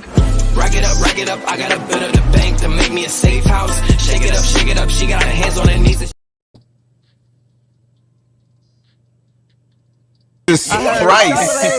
Charlamagne told me, Lord, it's, you know. But I feel don't like, worry, there's life after. Go ahead, sis. I know, but that's my point. It's like, for me, I made a very conscious decision with a lot of things in my life. Going to college, being in the relationship that I was in, not being. And see, they don't value or prioritize family or prioritize you. They only prioritize their education, their fun, and their sorority, me, fi, me. They are in a sorority called me, fi, me.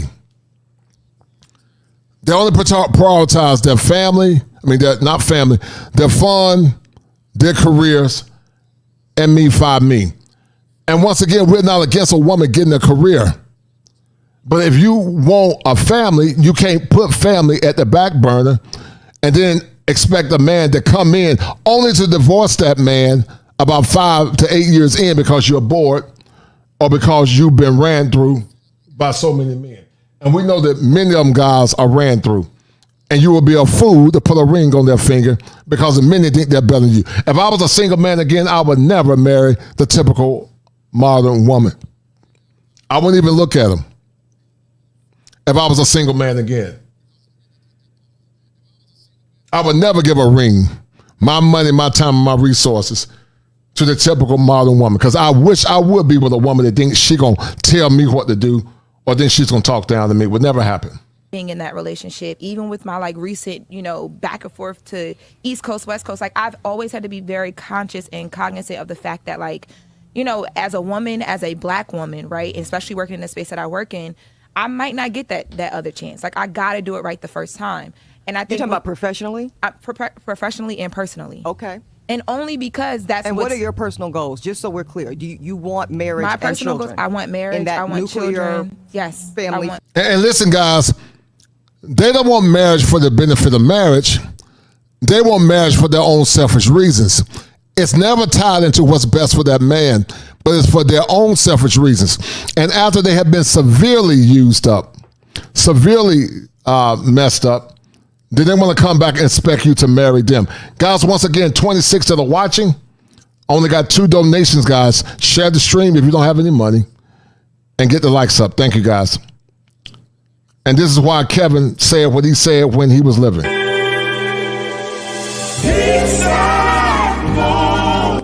It's him.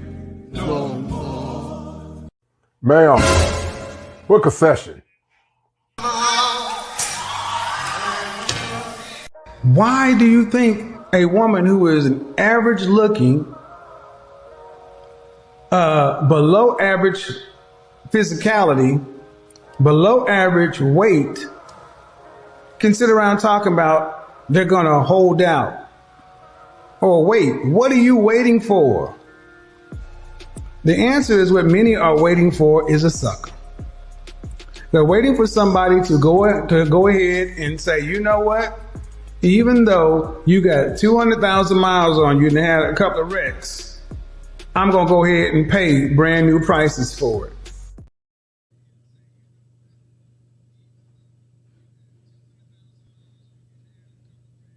Foundation. I want all of that. Great. I don't even have a number of kids. Once we start. I just want to have twins first. We're not going to get into the minutia of that. But you want to be a mother. I would. Okay. I'm going to be an amazing mom. But I just feel like when you lead with the stuff that you lead with. But once again, what are you giving that man?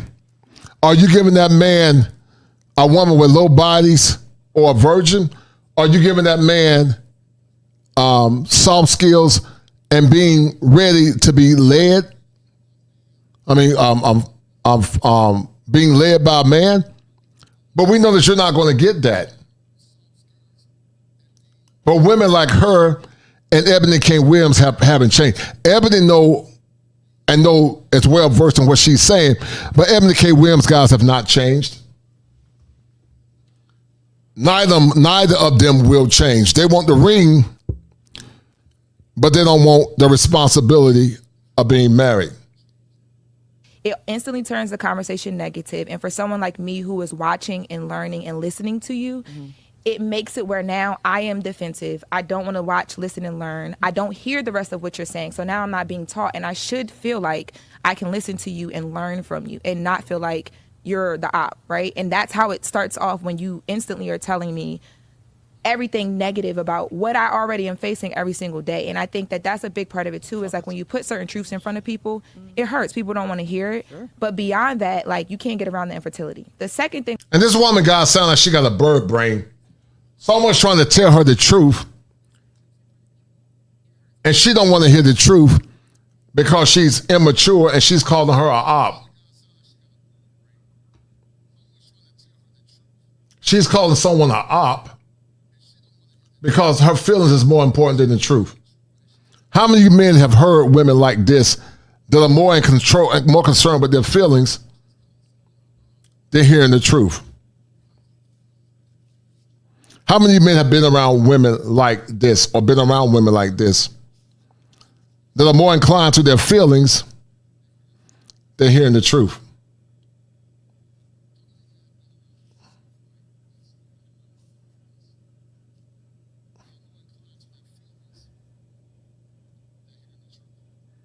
If you have, hit 1 and donate to the channel, please. Thank you.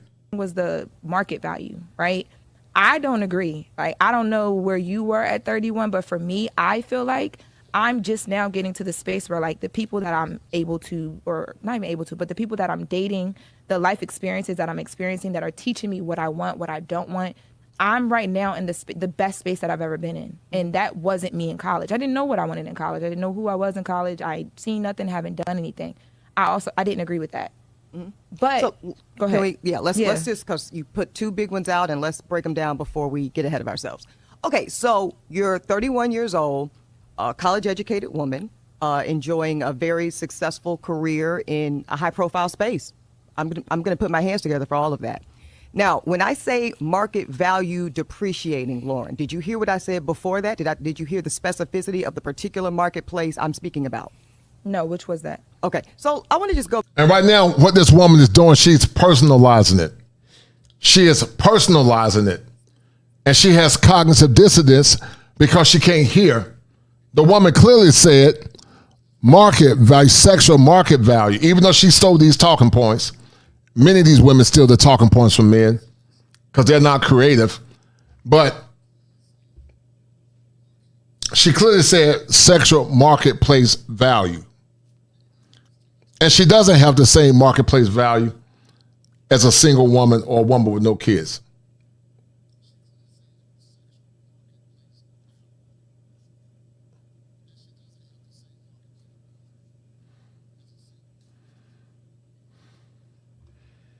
Back actually to your first point, Lauren, which I think you are conceding that you had a reaction to my commentary that was so visceral in nature that you actually shut down your listening comprehension skills. Yeah. You said that. Yeah. Okay. Mm-hmm. So because of that, though, right, I'm not going to sit in a posture of ownership because you made a choice to be limited. Shout out to my man, too. Scrollum Sack. He said they want the ring and the ping without dating or doing the thing. Yeah, they want the ring and they want the ping, brother. Yes, sir. You're 100% correct. They want the ring and they want the ping. Hello, lucky person. Without doing the you thing. got the number right, because you are talking to And that's me, 5 me. Dynamite. You're dynamite. The ring and they want that ping. Process the information. Now, you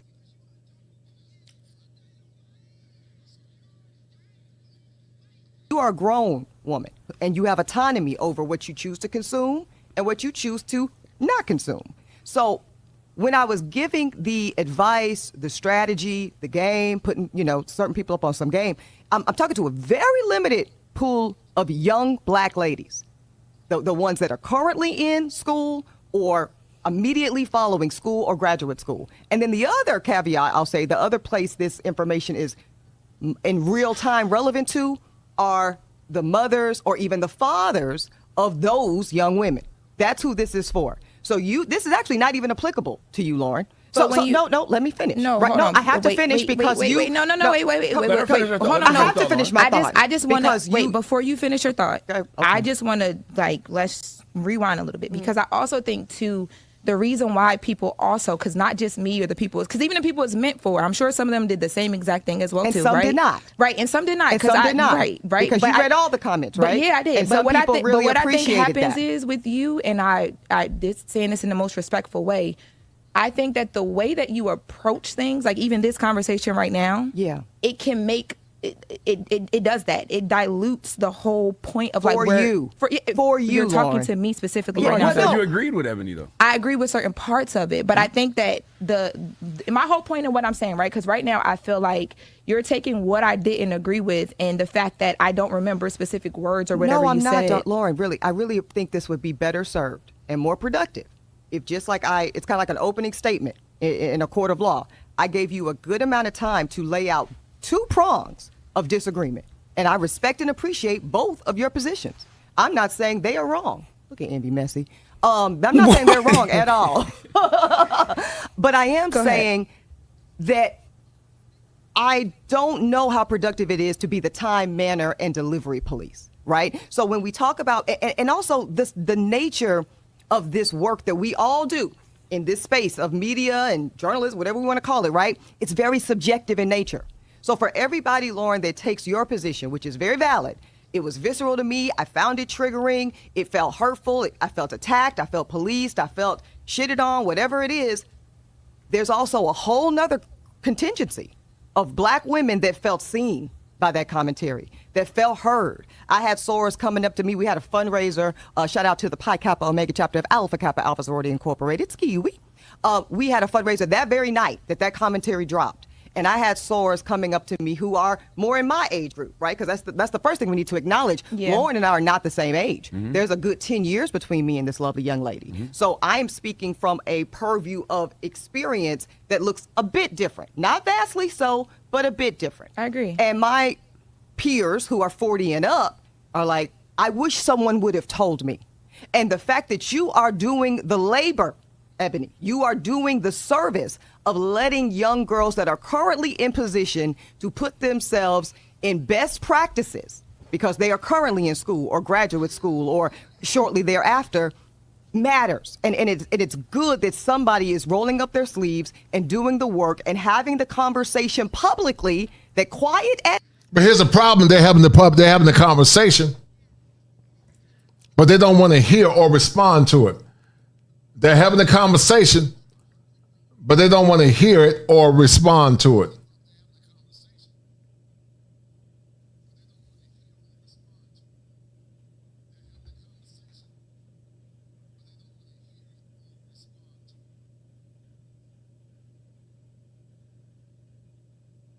And guys, that's why you got to know what your worth is. And that's why you can't be so easily controlled or swooned by modern women in these conversations.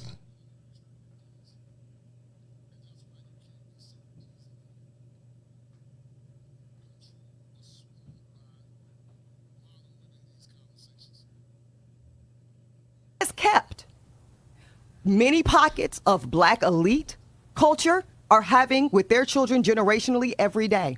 Many of my peers, Lauren, when I went to UNC Chapel Hill, who were black, just like me and you, right? Mm-hmm. They were taught. Now, I will say this. Eboni Williams and I both.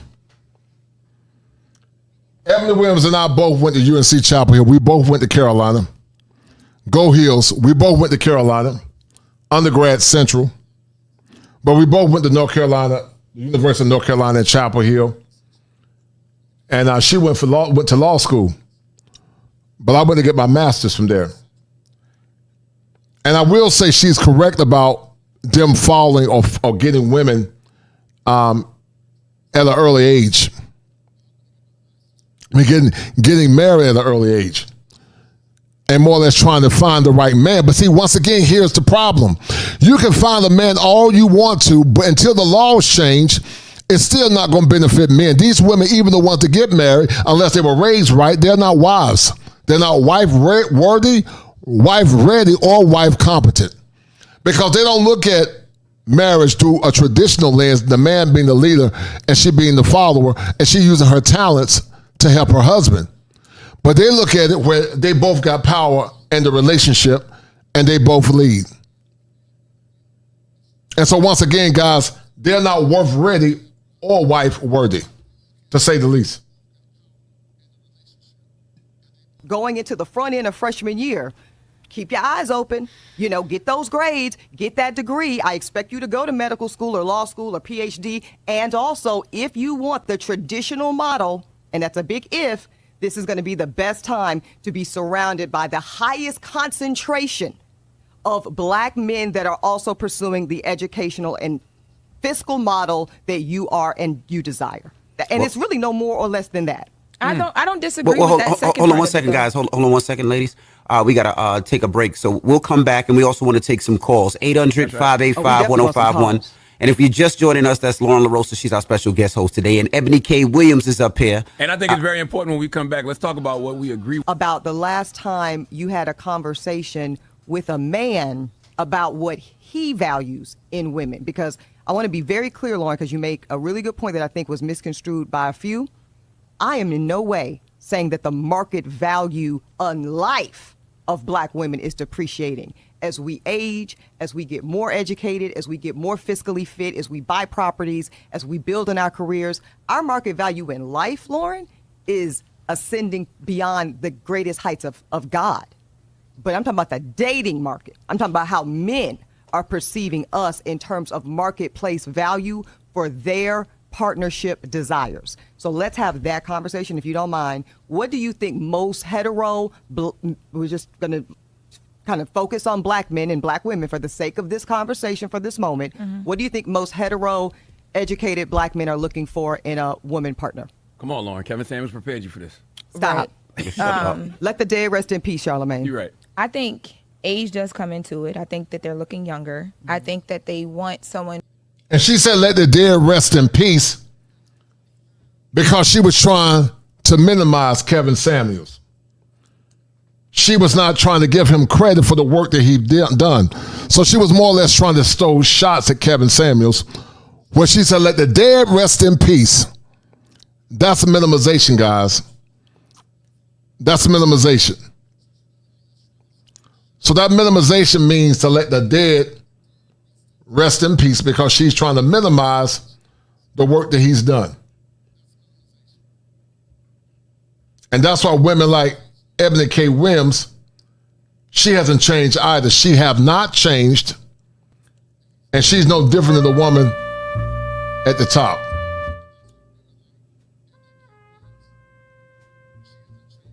Who is like very supportive across all, like across the board. Like, my man is my king type of thing. How about availability? Availability is also a thing as well too. I also think that, especially when you start talking about like men who are like planning for like family and things of that nature, they definitely want somebody that is going to be, when you talk about availability, be able to really tend to family, to like all of that stuff. Like, I think that that is very important. I don't necessarily think that the men that I've had conversations with recently are upfront and honest about that. So they're lying. They're not upfront I'm glad and honest we're already on the about same that. page. Yeah, not at all. But let's just make a pause on that, though, just for the sake of not. We understand that, but let's kind of expand that. So what Lauren is saying, and it's very important, is that oftentimes men like to be the good guy, right? Can we just acknowledge that men, despite their behaviors and choices and the way they oftentimes show up in the world, you know, it's like a man will keep a girlfriend, have 15 million side chicks, because why? He don't want to be the bad guy and break up with his girlfriend. That's the kind of stuff men tend to do, right? And I can, spoiler alert, it does not get better as they age. Anyway, so I believe that men mean well when they say they're looking for their Michelle Obama, when they say they're looking for the Beyonce to their Jay-Z. But they're lying. Would you agree oftentimes. they can't handle that ego-wise as well? I'm not going to go in that direction. What I am going to say is what they prioritize are the things you just laid out. They want a woman who is accommodating to them. They want a woman who, especially more successful men, they want a woman that when they say, hey, yo, I'm going to the south of France for 2 weeks, pack your bag, let's go. Let me tell you what they don't want to hear, Lauren. Oh, I got to go to LA to shoot Judge Eboni for 3 days. Oh, I got to go be at a conference in Florida for black women attorneys gathering. Oh, I got to go to sorority thing. This sounds like based on a true story. It's all based on true story. I wouldn't lie. Charlamagne, shut up. Let these women talk, please. Right. No, but I'm glad he said that, because when you said that, I'm like, damn. So she this has is my lived experience. Yeah, you got some background, like personally. There's a vulnerability in this conversation that I really want people to feel right now, because and then you're just pointing out the delivery point that I was trying to make earlier. In your delivery, and I know content, right? And I understand what you do. You're really good at what you do, content-wise. It always causes these things. Don't I look right? like it? I know. Period. It's great. But I think jokes. I think for me, like when I say that And so what you hear this woman, guys, doing back and forth is debating and clacking instead of listening, because she don't want to hear the truth. disagree with those things that we talked about. What I wanted to make clear earlier was, and I think we kind of got to this. Me disagreeing doesn't mean that what you're saying to me is just like, oh, this is BS. Oh, this isn't true. Like, because what I just said, it goes to a lot of the points that you made. Right. I think that the disagreement again comes in with how you say it, and we don't get that vulnerability, right? So me sitting here with you right now is like, this is what I want to feel when I see the content. I might not always get that though, and maybe it's not, like you said, it wasn't for me. It was for the girls that's still in college, right? Correct. But at the same time, it's placed on my timeline, so I get it and I feel it, and I stop and I listen either way. But and I'm glad you do. Shout out to the team at the Griot. Go ahead. But what did you agree with, though, but I was going to get to that. But what I did agree with was the fact, like when you started talking about the pool of men getting smaller when it comes to those men who will be honest about what they want when it comes to the family, a woman, they are actually worth the time, the energy. It's consistent. You're getting the same energy that you're putting out. It does get smaller as you get older, and like now that I'm out here in the dating world, I'm like, oh, okay. And keep in mind, you're only 30. Right. And see, that's the man tree, guys. The man tree says, I can always get the man that I want. The man tree always say that I can get the man that I want.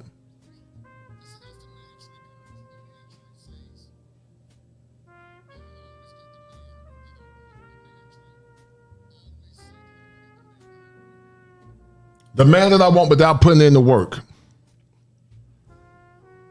And that's the man tree.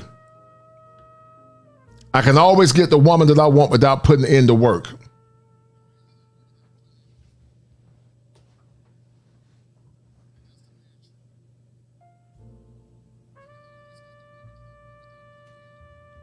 Or the man that I want without putting in the work.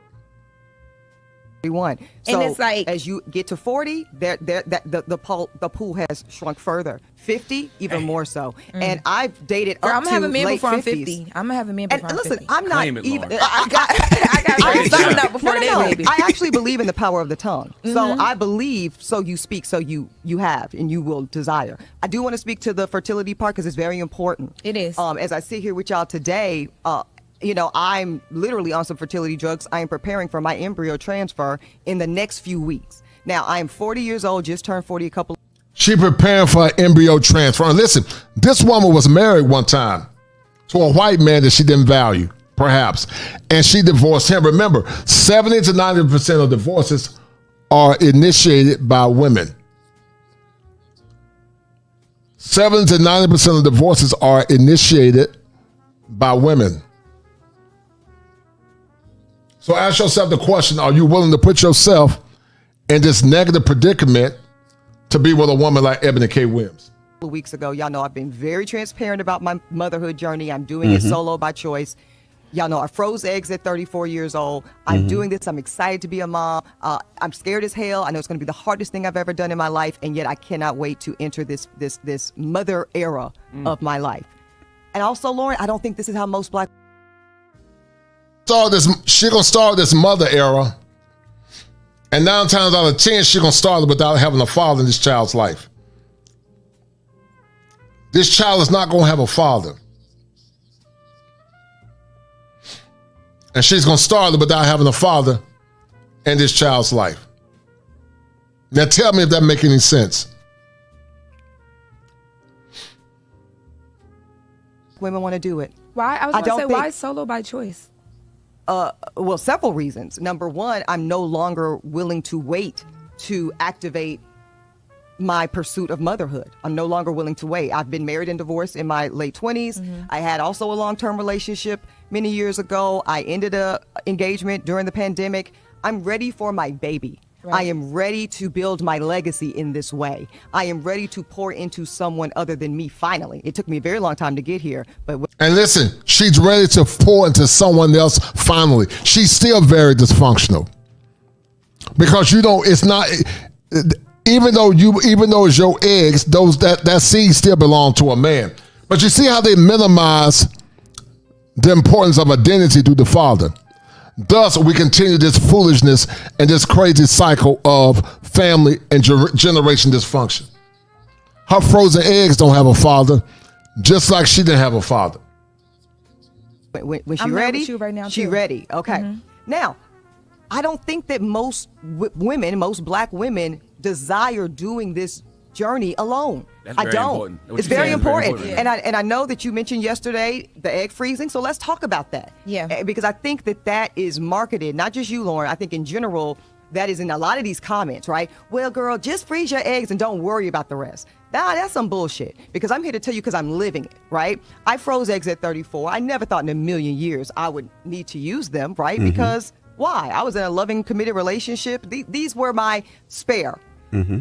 Have you frozen eggs at this point, dear? No, I thought about doing it last year. I thought about starting the process. Okay, so let me just, and this is not investigative. I'm just trying to see something here. Do you know how many eggs, on average, a woman should have on ice, on reserve, frozen, for a probability of one live birth? No, I don't. About 20. Then if I say, okay, how many egg retrievals are required to get about 20 eggs in a woman that's, say, 35 and up? The answer is at least 2. What's the cost, average? So this woman needs 20 eggs on ice. The older this, because a woman is born with as many eggs they're going to have for the rest of their life. When men make an unlimited supply of semen. But she's about to put her eggs, she's put 20 eggs on ice. But it's crazy if you would just prioritize family if family is important to you. But they want it all. They want career, family, and children. And sometimes it's hard to obtain unless you plan it correctly. Of an egg retrieval. Amy probably knows this, but he knows it's between $12,000 and $15,000 per retrieval cycle. That on most average. insurances don't cover. Most insurances do not cover unless you're working at Google or Amazon. And by the way, you probably need to be married for them to cover it. Otherwise, they consider it elective. They don't recognize it as infertility in the way that married couples that struggle to conceive have. So what I'm saying is the egg freezing route, the single motherhood by choice route, the IVF route are amazing technological tools, Lauren, but they are wealthy women tools. Period. Let's be very clear. That is a rich woman option. If you are, and nobody's more important to me in our society than our educators, right? So let's say I'm talking to my soror who's a teacher in Memphis, Tennessee, who's probably on average making $65,000 to $75,000 a year doing some of the most incredible work of our community.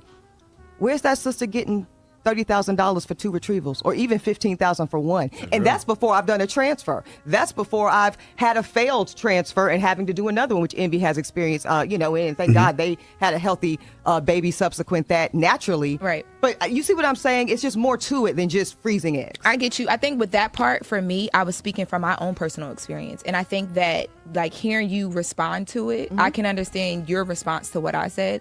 But I think maybe I should have been a little bit more clear, because for me, at that still freeze them though, by the way, because you have money. At that time when I was thinking about doing it, it was because the insurance that I was getting through my employer supported that to a certain extent. Where anything yes, it is expensive, but I would have been able to figure it out. So I think you should still do it. I don't want that missed here. I'm still encouraging you to do it. I will say I got like scared out of it a little bit, only because fear is not of God. Don't do that.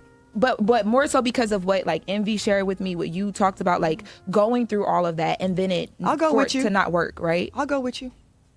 We could talk about it. I'm very serious. Okay. So I'm saying 2 things here, and this is important in this conversation, y'all. I encourage people, I'll say, to hold space for more than one thing at one time. Yeah, that's true. I am saying, and that was my reasoning, right? Because well, first let me get back to one thing. So then you talked about the people with the resources who are able or not able to do it because of financial reasons, right? Right. And when I heard you say the women in college, because another issue that I agreed with, but some people were like, about was because I think what were they like, Lauren?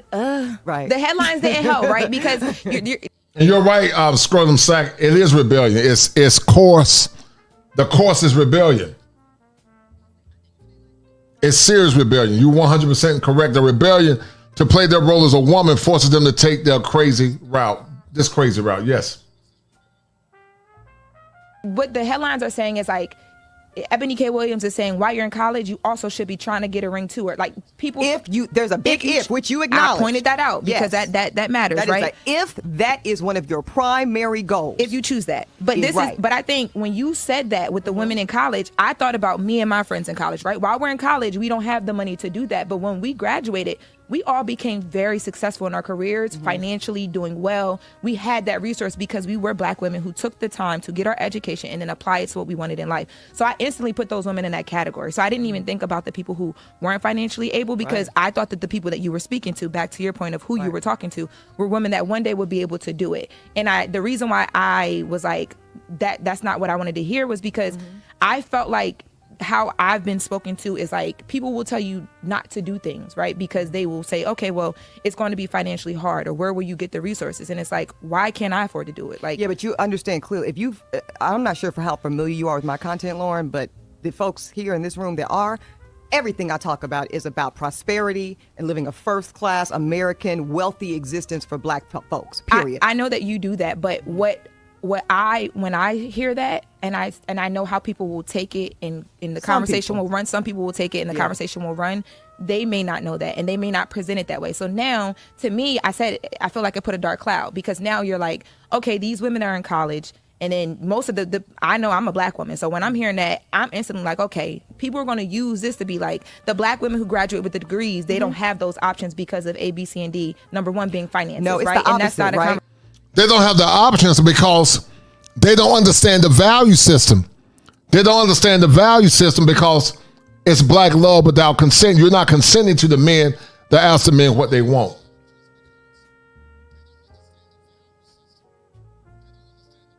This woman, that's clearly delusional, and Eboni K, she really haven't changed either. But even a delusion, the blind lead the blind, they both will fall in the ditch.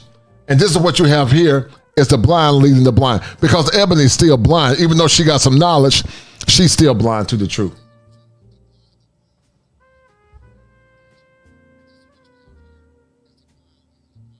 Subsequent that naturally. Right. But you see what I'm saying? It's just more to it than just freezing eggs. I get you. I think with that part, for me, I was speaking from my own personal experience. And I think that, like, hearing you respond to it, I can understand your response to what I said. But I think maybe I should have been a little bit more clear, because for me, at that... Still freeze them, though, by the way, because you have money. At that time when I was thinking about doing it, it was because the insurance that I was getting through my employer supported that to a certain extent, where any... So what sense does it make, guys, to freeze eggs when you can prioritize a husband in between 23 to 25? Go ahead and get a husband after you get your degree, and y'all can work together after you get your degree or degrees at the latest 26, and then go ahead and start a family after you get your degrees with your man. But you're telling women to damn freeze eggs.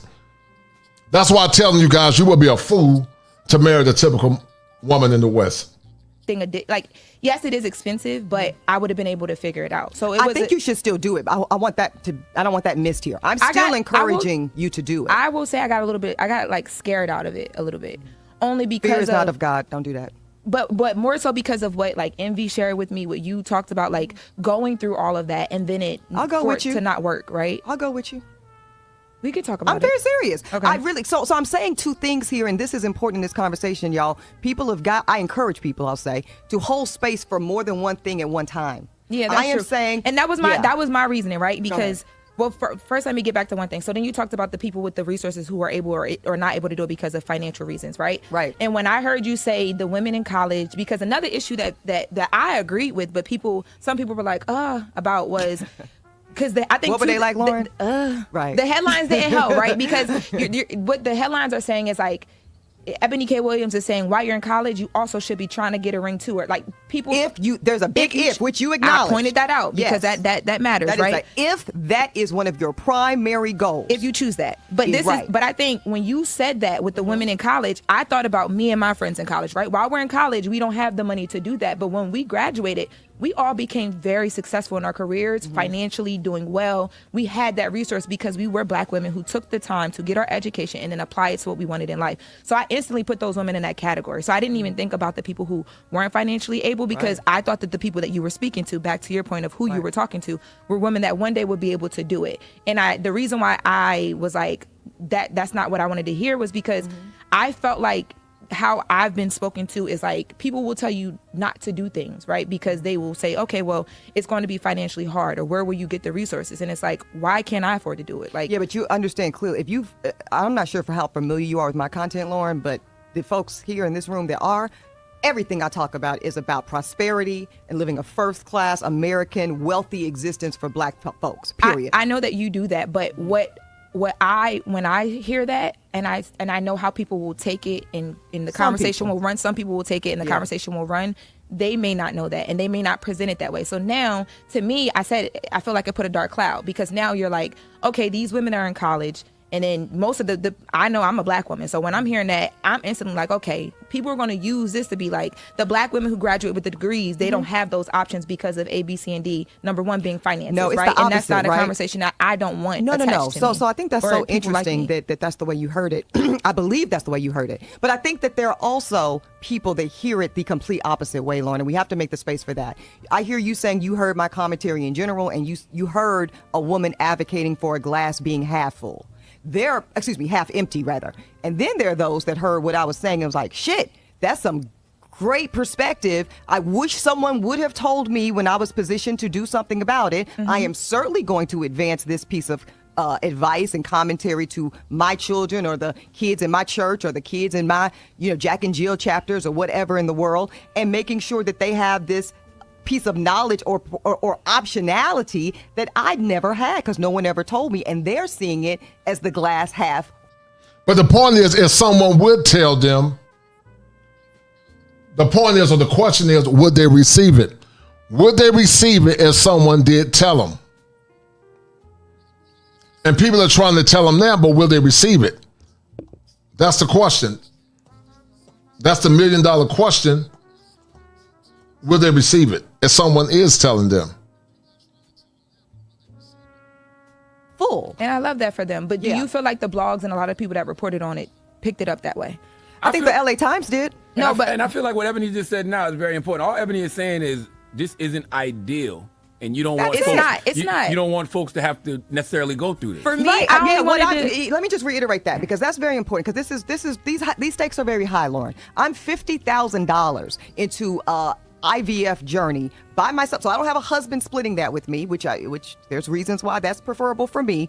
But I really need people to hear that, and I'm taking shots and I'm giving them to myself, and I'm doing all this to bring life into this world. And I don't take it lightly, because it's a very serious thing. So I think when we were very cavalier, not just you, right, but in general, with just IVF, or just marry outside the race, obviously been there, done that too.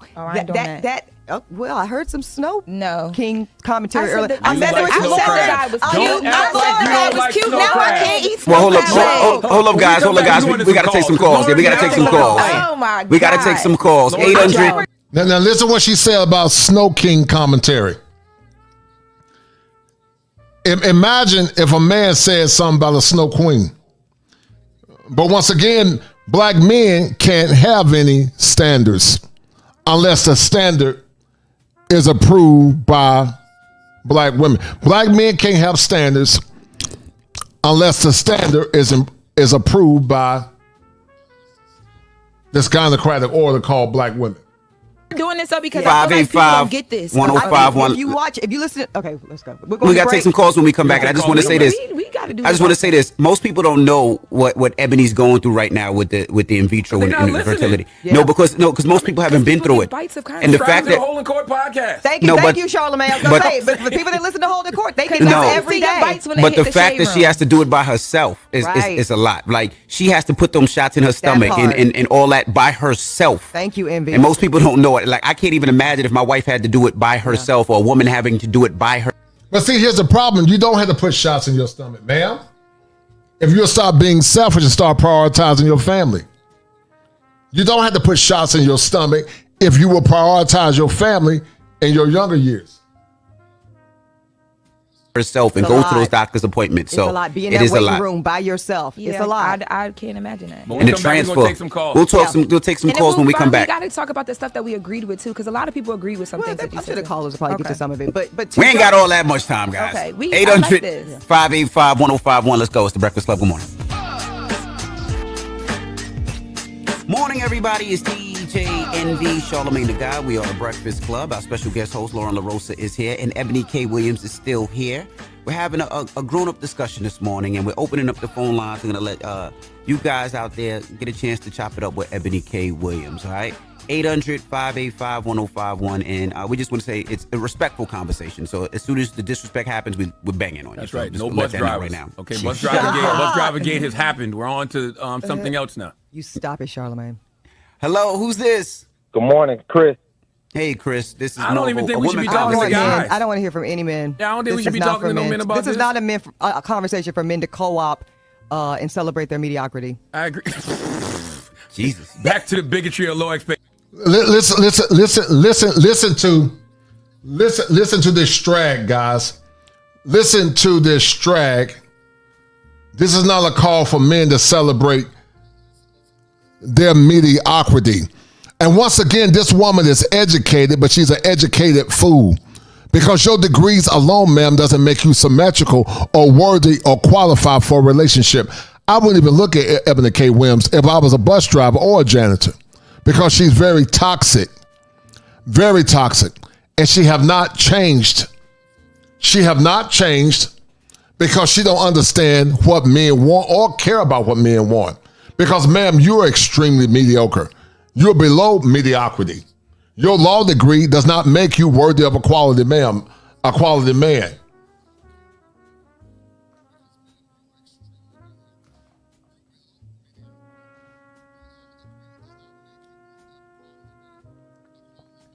Shout out to my man Gregory Scotland, and Salty Balls are the number one sponsors of the stream. Gregory said this: "Hi, Kosher. As I told Chantel, this type of babble by women is why I had to remove myself from listening to certain podcasts. Sorry, Eboni has failed as a woman. Also, these type of women are a problem in the United States." And yes, they are a problem in the United States. Gregory Scotland, Eboni K Williams have not changed. She is just parroting talking points from Kevin Samuels. She's using his talking points to garner sympathy and to garner some level of visibility because she's a pathetic woman. But she has not changed. She have not changed. And not this Kevin Samuels talking point. Tommy Sotomayor, Black Ram, The Angry Man, and many more. Because Kevin Samuels was not the originator. It was more men like Tom Likas, Black Ram, and many others. But Kevin Samuels did a great job because he was popular. But this woman haven't changed, guys. She hasn't changed, not whatsoever.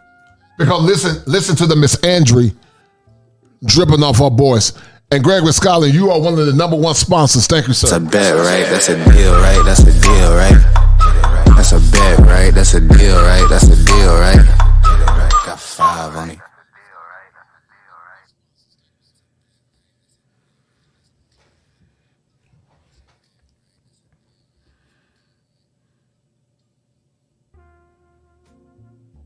Expectations for you, boy. I teed it up right for you, Charlamagne. Thank you. No, because that co-op is happening, and don't think I don't see it in the comments. I can't wait to use that in an argument. Jesus. You just co-oping your mediocrity. You don't know what that man identified as, but all right, let's go to another caller. Hello, who's this? Not that y'all didn't know what he identified as. Hello? Alicia. Hey, Alicia, good morning. Hey, how are you? Good. Eboni K Williams is here. You got a question, comment? Let's discuss it. Oh, well, I just kind of wanted to agree with her. First of all, she stated that if this is what you want in your life, this is what I suggest. So she was not pushing that on anyone. But if we're being honest, that's what our counterparts teach their girls, to go to college and find a husband. Education is almost secondary to especially white Southern women. So I don't see a problem with it. Is that true? Thank you, sis. Yes. It absolutely is true. So, Yes, I yes. went to UNC Chapel Hill, a very predominantly white institution in the South, as the good sis just mentioned. And that ring before spring shit is serious for them. Once again, I went to UNC Chapel Hill too. But once again, what is the purpose of getting a ring only to divorce the man a couple of years later? See, they want the ring guys without responsibility. I'm going to do a show about that soon. They want the ring without responsibility. They want the ring. She want the ring without responsibility. And I got evidence to prove it, but they want the ring without responsibility. And they're not fit to be married. and neither is this woman. And it's twofold. What they're looking to do, because our counterparts tend to view marriage primarily through a lens of economic stability. Let's be clear. Yep. And historically, we know that is the nature of marriage. The contract. Correct. It's a transaction of sorts. And I know, once again, the tears are going to roll when I say that out loud for some. I don't know why. Because they are not willing to really stand in the reality of the tenets of marriage in America today. Love don't pay mortgage. Right. So that's the reality, and our counterparts do it all the time. The difference is they are not shamed when they do it. I think that when you see black girls and black young women going and making the space for marriage as much of a priority as education, it flies in the face of a generation that told me and mine, go to school, stay focused, don't get pregnant, boys are a distraction, right? They're going to throw you off your game. Get your education, get your money, get your house, get your power, figure out who you are, stand in it, and then go partner and get married and live happily ever after. The challenge with that, because that's the model I took, I'm proud to have taken it. I had a little default start in marriage that was not for me, so I divorced him. Not a problem. Great guy. Here's the thing. Here's the thing. But she said, not a problem, great guy. But what happened to your vows for better or for worse? What happened to your vows for better or for worse? And see, guys, they don't fundamentally value the institution of marriage, because I promise you it was irreconcilable differences. And remember, she married a white man, guys.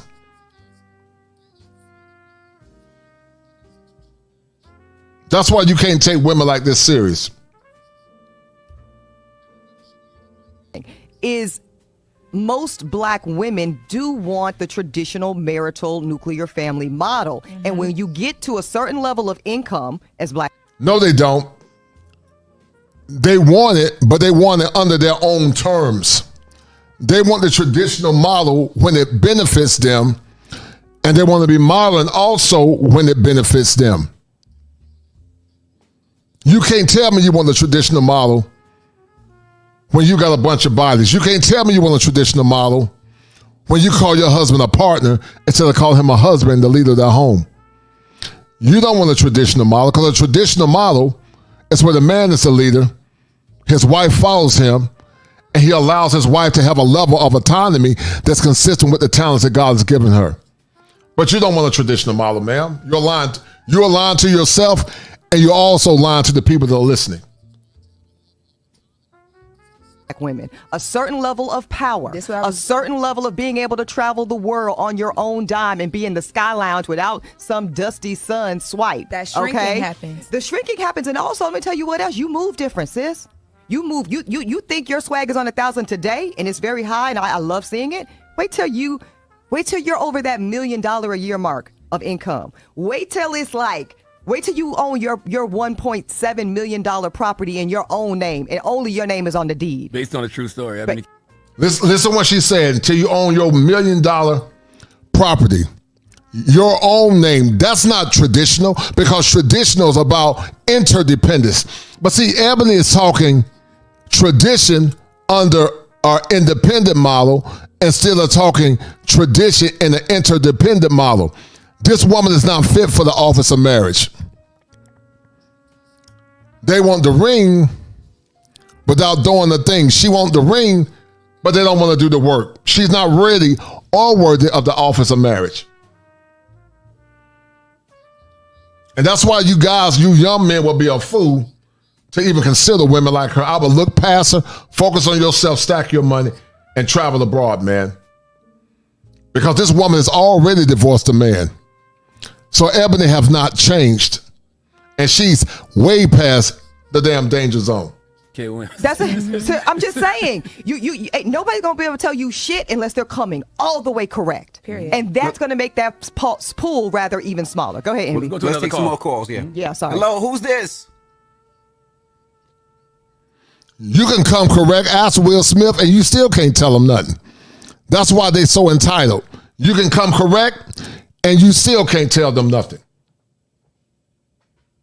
Hello, good morning. Who's this? Hey, what's your name? Sophia. Hey, Sophia. What's your question for Eboni K Williams? Not question. Well, I guess a question. I have a few things. Like, how were you raised?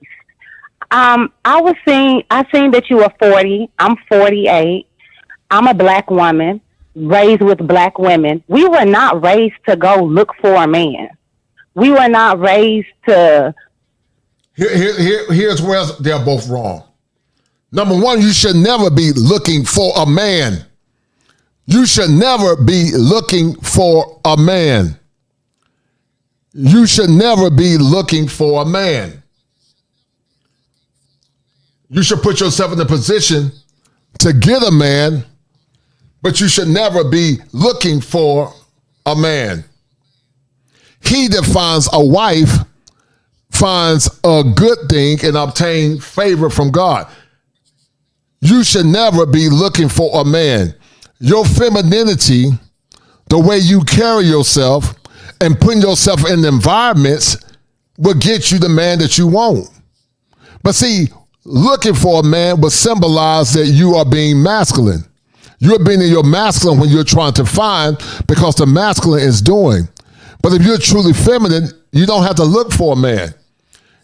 You put yourself in environments where they're the type of men that you think you qualify for. And I said think, because many of you think you qualify for them and you don't. You become a feminine woman.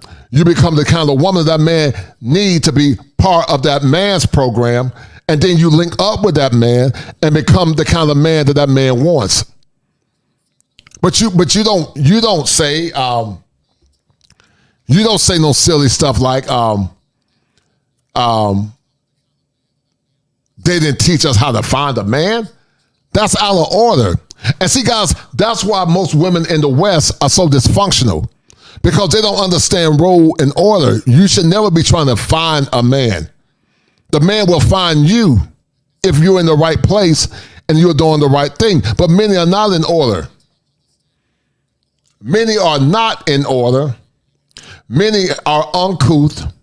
Many have given their virtue and value away, and they think that they are better than you. Shout out to my man Greg with Scotland again for the 10. It's him and Salty Balls are the number one sponsors. Greg said this. Greg, Kosher, I have a better understanding now why I get bored by these type of women in the 90s. Yes, I found the conversation to be very limited. This is how the black manosphere has helped me. Yes, Gregory, you are cerebral. And women don't understand that they can either be an amplification of femininity, shout out to El Guapo, or a woman can be the oscillation of femininity. She can oscillate femininity. But many don't understand that. They don't understand it and don't care to understand it. Because once again, they think that they are better than you. She thinks that she is better than you. Shout out to Gregory Scotland once again. And Gregory, you're dynamite. That's a deal, right? That's a deal, right? That's a bet, right? That's a deal, right? That's a deal, right? Got 5 on it.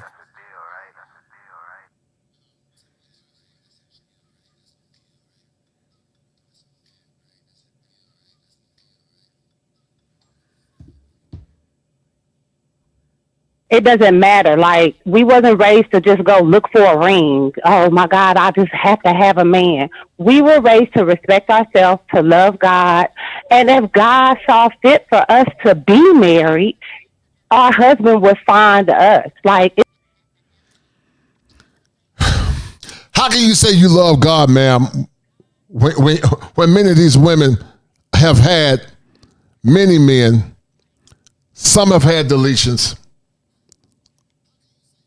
And you really can't love God until you love order, because God is order. So how can you really say you love God when God is order? But see, many of these women don't really love God. They love God outside of their feelings. They can't love God outside of their feelings. Because when you really love God, you understand order, structure, and knowing how to control your emotions. But they don't love God. Because if you love God, watch what happens when a man say for better or for worse or honor and obey. They get easily triggered. So you can't say you love God, ma'am. You got a form of godliness in your head, but you really don't understand who God is. It's like you putting your your failures or how that you seem like you failed because you didn't get a ring in college, that you putting it off on other women, especially black women, when that's not how black women, I don't know any other race, but that's not how I was raised. Okay, let Ebony respond. So, yeah, good. But you don't, but see, even though Eboni K Williams is the blind that's leading the blind, Ebony is the blind leading the blind because her talking point is correct. Her talking point is correct, but she's still blind because under all there is a veneer of feminism. She still see her husband as a partner instead of being the leader of her. So she's still wrong. But even when she trying to teach these women and what she's saying is true, they don't want to receive it. They don't want to receive it. And guys, I'm fully convinced that many of these chicks can't change. Many of these bras can't change, and they won't change. And you got to be the change that you need to be by changing the law in your mind. Because Eboni K Williams is not going to change. She won't change. She ain't going to change. And you just got to change the law in your mind, guys.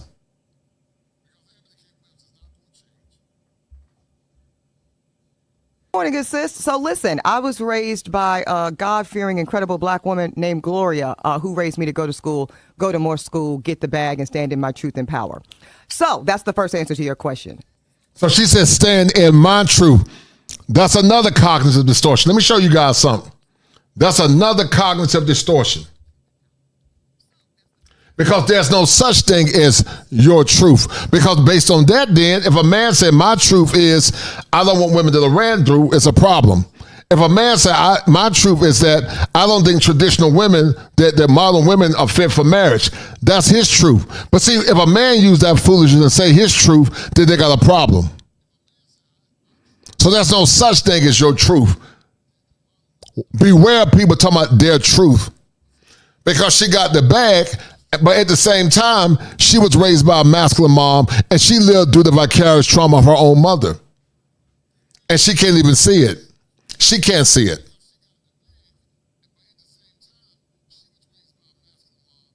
As for failure, I don't have any in the space, dear. I actually was married. I had a beautiful cushion cut diamond on my finger until I decided to give it back because I no longer wanted to be married. So I don't have failure in the space. The only reason I'm not married is because I divorced my husband. But Eboni K Williams, ma'am, you are a failure. You are a failure because you can maintain a relationship. You can maintain a relationship because you are a failure. Because the measure of a woman is how to be feminine. The measure of a woman is how to be the best version of yourself. So, ma'am, you are a failure.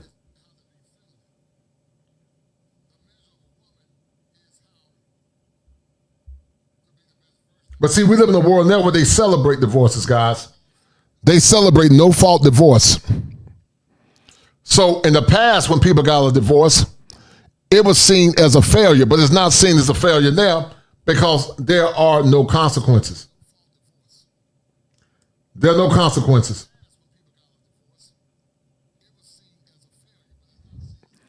But it's not seen as a failure now.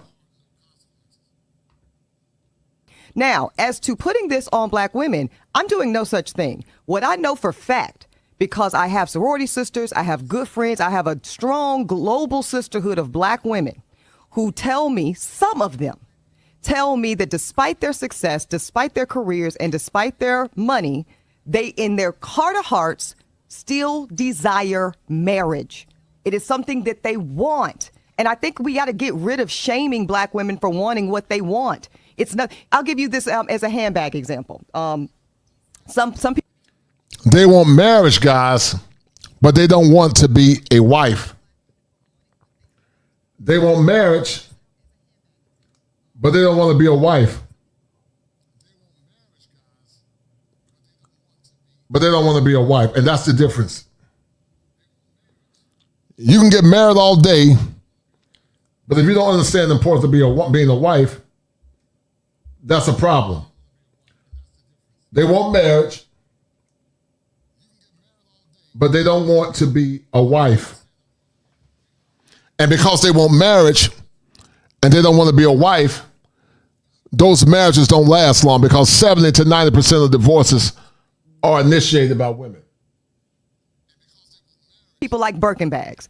If Lauren comes and tells me, Ebony, I want to get a Birkin bag, let me tell you what I'm not going to do. I'm not going to try to convince her to get another kind of bag. I'm not going to say, girl, have you seen the Chanels? Well, what about the Louis Vuittons? I'm not going to talk to you about how Hermes bags are priced out of range and they should be more accessible to people. No, I'm going to talk to you about how to get the money situation together so we can walk in Hermes right there on Madison and make your dream a reality. And that's all I'm doing. For the black women that is already a desire of their heart to be married in a timely fashion, that's who this advice is for. If you don't want that, I want nothing but what you want for yourself. Is the caller still on the line? No, let's go to. If you don't want that, go get the Michael Kors. I will say though, I think go get the Michael Kors. I think a lot of people take the stance that she took because you literally like a lot of people don't know certain things, right? They don't listen. Yeah. But I also think that say that part one more time. They don't know certain things and they don't listen. But wait, Go ahead. another important point is I think a lot of people take you just as a personality and all that you have going on as like you look and speak down on people. And I think with black women, it's instantly triggering because we've had that happen so much, right? And that's why that happens where she's like, well, how were you raised? Like even the way that she came into that call was like, you think that you're better or you think that you're doing something that other people have not done, right? And I think that happens a lot with you. Yeah, it's a projection. Yeah, so I'm 40, right? So none of that's new, Lauren, just so you know. Like, I know, when you walk through the world carrying yourself the way I do, having my aesthetic, projections and presumptions about who I am and what my values are come with the territory. But that's also why I do the work I do. I got 100 episodes of Holding Court people can watch. I'm on every day here locally in New York, Channel 55, 11:30 a.m. Equal Justice with Judge Ebony. Yes, I'm judging you. And she said it comes with the territory. But what can you really learn from a woman like Eboni K Williams, guys? What can you really learn from a woman like Eboni K Williams? What can you really learn from a woman like Eboni K Williams? What is Eboni K Williams giving you that's valuable and worth young women listening to that can add value and clarity to their lives, clarity to their lives? Guys, get the likes up. We're going to end the stream in a minute, but I wanted to do this show because they have not changed. And even though they have not changed, they are still in the danger zone, guys. Get the likes up. Thank you.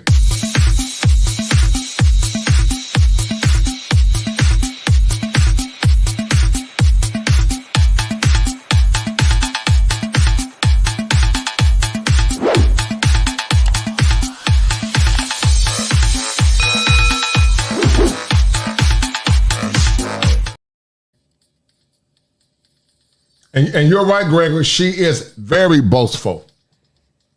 And she has a proud, haughty look. You're correct. Very boastful and have a very proud, haughty look.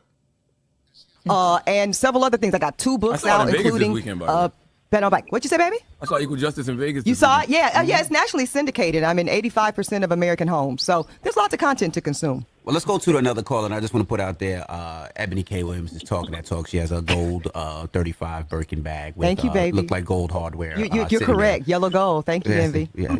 Spoken like a true man of Hermes. Y'all rich. Boy, y'all rich. I said, my husband better be able to spot the bags like that. Rich. Charlamagne, please. Hello, who's this? Hello? Hello? Hey, what's your name?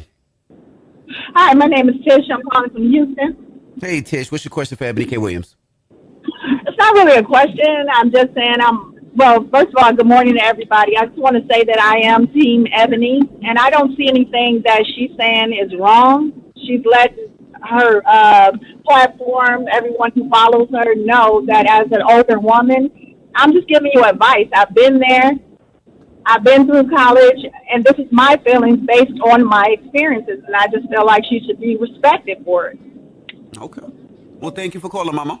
Appreciate it, sis. Thank you so much. So Have a good day. So let's put a button on this, man. Because let's wrap this up. I think this was very informative and very, very, very, very educational. And I would like to say, Eboni K Williams is not Kevin Samuels with a silk press. Okay, not at all. We're not championing mediocrity. No, she's Eboni K Williams, and I believe if we listen with did you guys hear what this arrogant heifer said?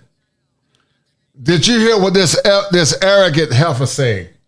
We're not championing mediocrity, but yet she's stealing his talking points, Tom Likens' talking points, and many, many, many, many, many, many, many more. This woman still has a visceral hatred for masculine men, tradition, and order. She's still projecting out of her own ignorance, and she's still a feminist. This woman haven't changed. You saw her throw a jab at the man, at the dead. But we're not projecting mediocre. But Eboni K Williams, ma'am, you are very mediocre. It's nothing special about you. You can't even bear children because you're old. You had to freeze your eggs. So it's nothing special about you. A man that would marry you would be a fool.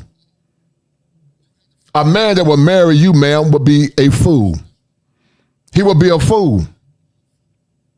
Because you can't, and you're not giving a man anything special. But a used wound from the past and eggs that you got on ice. So it's nothing special about this woman.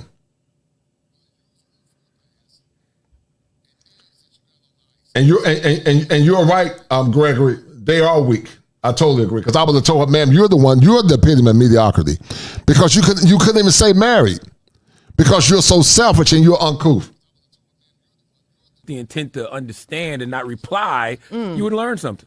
I appreciate the platform. I appreciate the conversation, Lauren. I do too. I think that as Black women in particular, we got to hold the space to have the difficult conversations. I saw a lot of people in the chat. Are we still talking about this? Are we over this? Yeah. Clearly, people feel a way about the topic. And I think it's also good for people to see that, like, now I know you a bit differently, so I probably will see things differently, but I probably will still disagree with some things, and it's okay, and it's totally fine. But that's life, though. Yeah, but I'm just saying that because I think another thing, too, that I don't want to happen from this is people to take the points where we didn't disagree or where you were strong or I was strong or vice versa and be like, it's combative. It's not. They're gonna do that anyway, though. Yeah, but I want to put it on record that can happen, and then at the end of this, we're gonna talk because I do want to know more about the fertility thing. I do want to talk to you about it. I do want to, you know what I mean? Like that's important to put out there for me. And I appreciate that. I just think that the moral of the story is people are going to eat the meat and spit out the seeds. Excuse me. They're going to eat. You know what? Somebody nasty. Somebody nasty in here. Because somebody got a good diet. You're going to eat the meat and spit out the seeds, as we do with watermelon. Get your heads out of the gutter, as we do with watermelon. What is wrong with you people? I've been in this room all week. No, I'm thinking flesh. I'm sorry. Who raised y'all? I'm just playing. And that goes with this conversation. Yeah. That goes whether we're talking about bus driver gate, whether we're talking about Black men in school, whether we're talking about wealth or anything else. So the content is for the taking. I welcome the critique and the conversation. All right. Well, we appreciate you for joining us and make having sure a you great subscribe to the conversation Holden Court podcast. With, we're back with and season Dustin. 3 soon. Thank Thank you. Did I keep the same energy? The energy. All right, guys, enough of that. And you guys see that the more things change, the more they remain the same. Listen, guys, to the 25 that are watching, thank you for tuning in. We're going to end the stream. But, and thank you to the number one donors, Salty Balls and Gregory Scotland. I appreciate you, brothers. And also to the other brothers that gave. Thank you, guys. We're going to sign off, guys, but she hasn't changed. You guys saw the evidence. Many of them don't change. Many are chameleons. Many are fake. They still talking points for these so-called mediocre men, but you stealing a talking point from the mediocre men that you assail or talk about. So once again, guys, focus on yourself. Get your money up. Get your passport and travel abroad. Don't waste your time dealing with some of these women in the West because they're not worthy of your time or attention.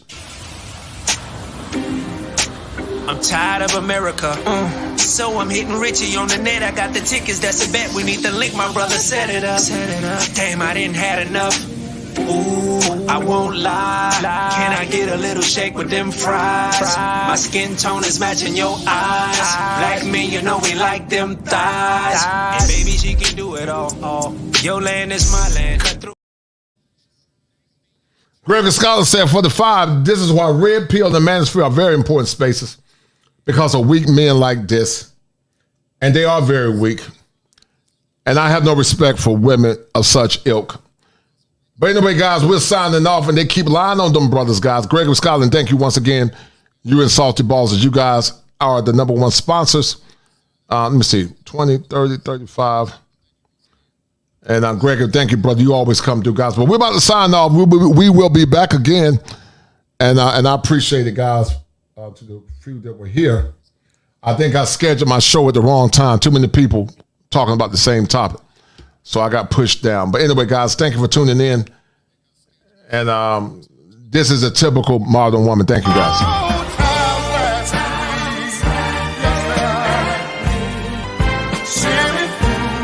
Welcome to Machismo TV, the ultimate destination for modern men seeking to upgrade their lifestyle. Subscribe to Machismo TV and Salty Balls. We stream daily from 12 midnight to 8 a.m. Eastern Standard Time, the best male-centric content. Highlight reels without reviewing or providing any editorial bias to the content. We have done so much, with so little for so long, we are now qualified to do anything, with nothing.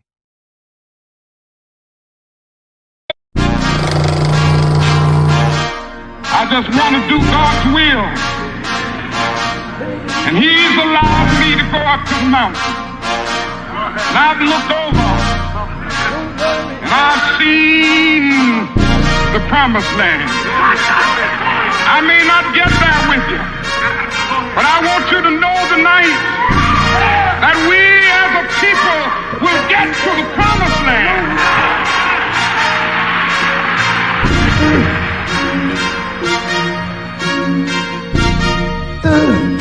To exclusively marry black men. We are in the middle of a crisis. Black men are in crisis.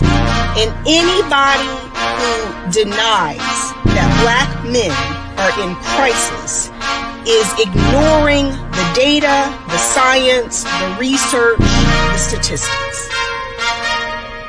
It is not a figment of your imagination that there are not enough eligible black men to marry.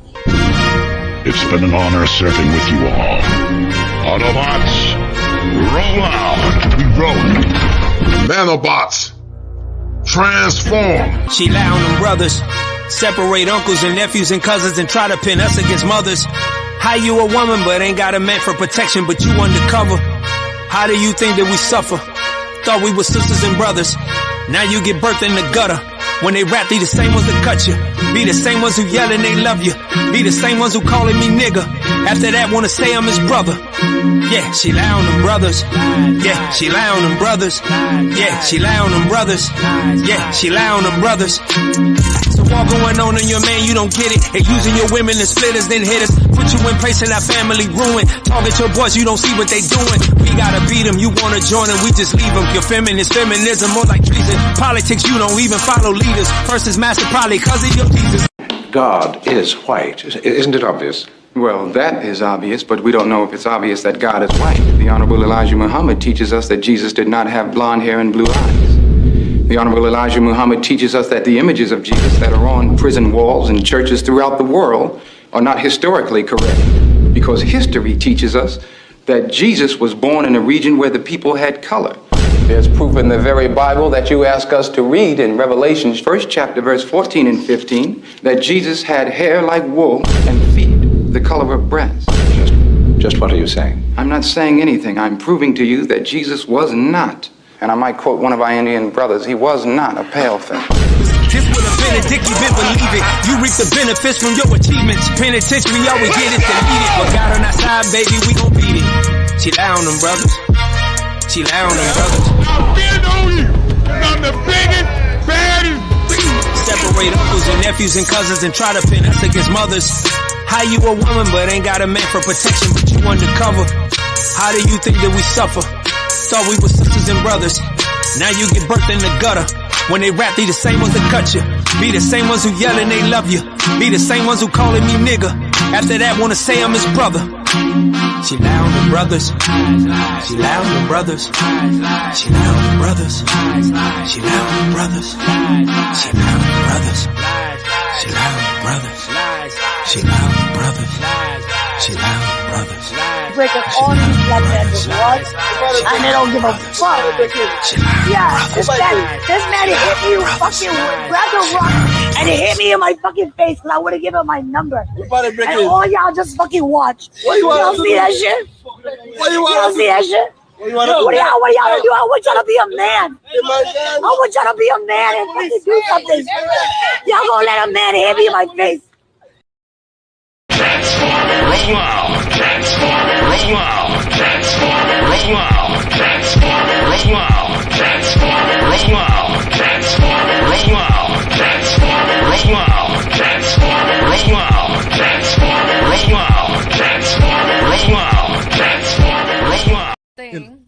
He said it's a comedy skit. But he didn't say it was a comedy skit. I don't know that.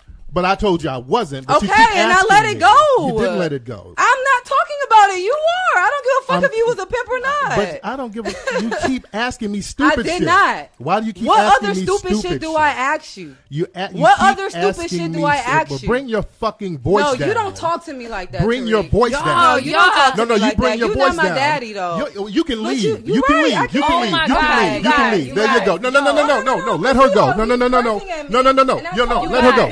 Go ahead. Bye bye. Go. You go. No. There you go. No, you can leave. Go ahead. Why are y'all doing this? You good. We good. Thank you. Have a good day, sweetie.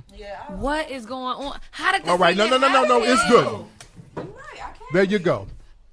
Oh my God. What in the world? There you go. What just happened? It was time for her to bounce. Oh my God. Maybe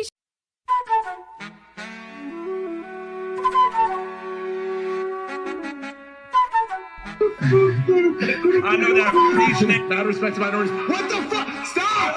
I want to get another air right now. I'm punching air privately, swinging around eating some bananas. Fucking stupid bitch. Preach is crying right now, swinging from a monkey branch. And why is she going to end up with a poor mate? Because we as black men are not raising black boys to be the men that our women need. If we're going to be men, the first thing we got to do is take responsibility for why our women feel the way they feel. I want you to listen to what this Negro has to say. Of a white guy who married a black woman with black children. And in this video, the white guy was clowning black men and saying, you think I can't raise black boys? I raise them better than y'all do. This is type of woke shit that I'm talking about right here that makes white men like Nick Fuentes get on the internet and be comfortable saying nigger. This is why motherfuckers like this are dangerous. And we've let these Negroes go on too long saying whatever they want to say. All this anti-black male rhetoric is what it is.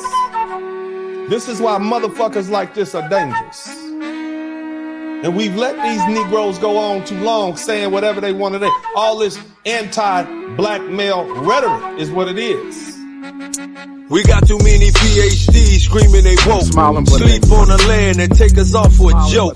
The blacks I see, immigrants, tap dancing, nigga shit. Homie, he ain't black like me. Ancestors fought and died with no guns. You hear disrespect and speak with a forked tongue. We march for togetherness. All we really seeing is a bunch of sellout motherfuckers round here on tether shit. Separate better shit. We don't fuck with it, trick them celibate. Tell it to the donkey and the elephant. Here for the benefits. Damn right, talking to you immigrants. Over here acting like you innocent. In your homeland, you don't fuck with blacks. But getting handouts and money off our tax. And we ain't getting shit but some feel-good talk. And young black men outlined in white chalk. Time to spark change, the kind folks see. Produced by Baz, inspired by Uncle D. Give black men a voice, they only Umars on Friday. And trust me, our doctor ain't voice. My people rejoice, my lyrics ain't shooting and killing the black man. Make a motherfucking choice. What niggas do for money, clown and act a fool. Wearing dresses, finessing money just for a school. Tell it to these coons on a plantation, made it a celebration. Everybody to Zoom, blizzard in the room. So bundle up, trick. It's cold outside and he ain't taking no shit. This is why they hate us. Blood run deep, a generation of traitors. They wanna see us weak, you ain't a part of the family. cold shoulder. Fuck you, black men ain't shit. I'm sure the world will love you. Head down long enough, 50 plus years, you yelling that we ain't strong enough. Took them benefits and ran with it. It's Mayday. Took the kids away and now they Pookie and Ray Ray. This is where we separate. Word. Feel me? We gotta keep our black women safe. Why you got spray paint on what's the name? Like, you keep this shit moving, bro. We don't play like that, bro. Like, that's cap. me, bro. I don't give No a cap, fuck, bro. We don't play like that. About, my nigga? Like, look at your van, my nigga. This is some weird shit. Don't come talking around this shit, my nigga. Like, word. nah, There's some other shit. What the fuck? Fucking you. What's the name of the block? I don't know. Bro, get the fuck out of here, my nigga. Real shit, bro. And keep it going fast, bro. Yo, that's some crazy. That's crazy, bro. Get it understood, cause real black men wish a motherfucker would. So buck if you want to. On the next flight, we do whatever we want to. Blizzard King coming, everybody favorite uncle. You got niggas with degrees enabling these motherfuckers by perpetuating these lies and negativity about black men. Most of you black men don't have kids. You ain't even got no wife. 31% of y'all are married. 51% of you don't have kids, and you're not married. That's 82% of black men who ain't did shit or are doing it the right way. It's 18% of men out there with children outside of wedlock. And of that group, they are better fathers than men of other races who are married to their women. Right. You black men are outstanding. You hear me? You are winning. Fuck what these PhD ass niggas are saying. You are winning. You are doing a great fucking job, especially considering what you had to do and deal with historically. Especially. When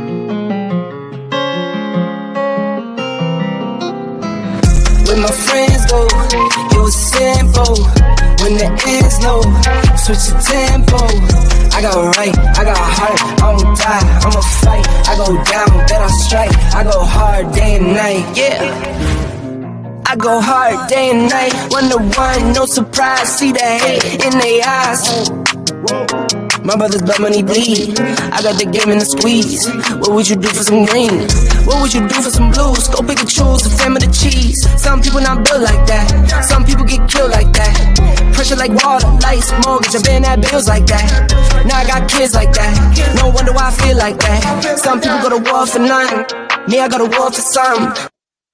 Before there was the manosphere, I was. Before there was the internet, I was. When the end's low, switch the tempo. I got right, I got heart, I won't die, I'ma fight. I go down, bet I strike. I go hard day and night. Money on the line, keep calling. Money on the books, ain't all that. My kids, they'll be ballin'. Got a real bankroll, not for Instagram. My mama on the line, keep calling. Praying for me, know I need all that. Told me it's not about ballin'. Real blessed, but I'm still sinning, man. What would you do for a win? What would you do for your friends?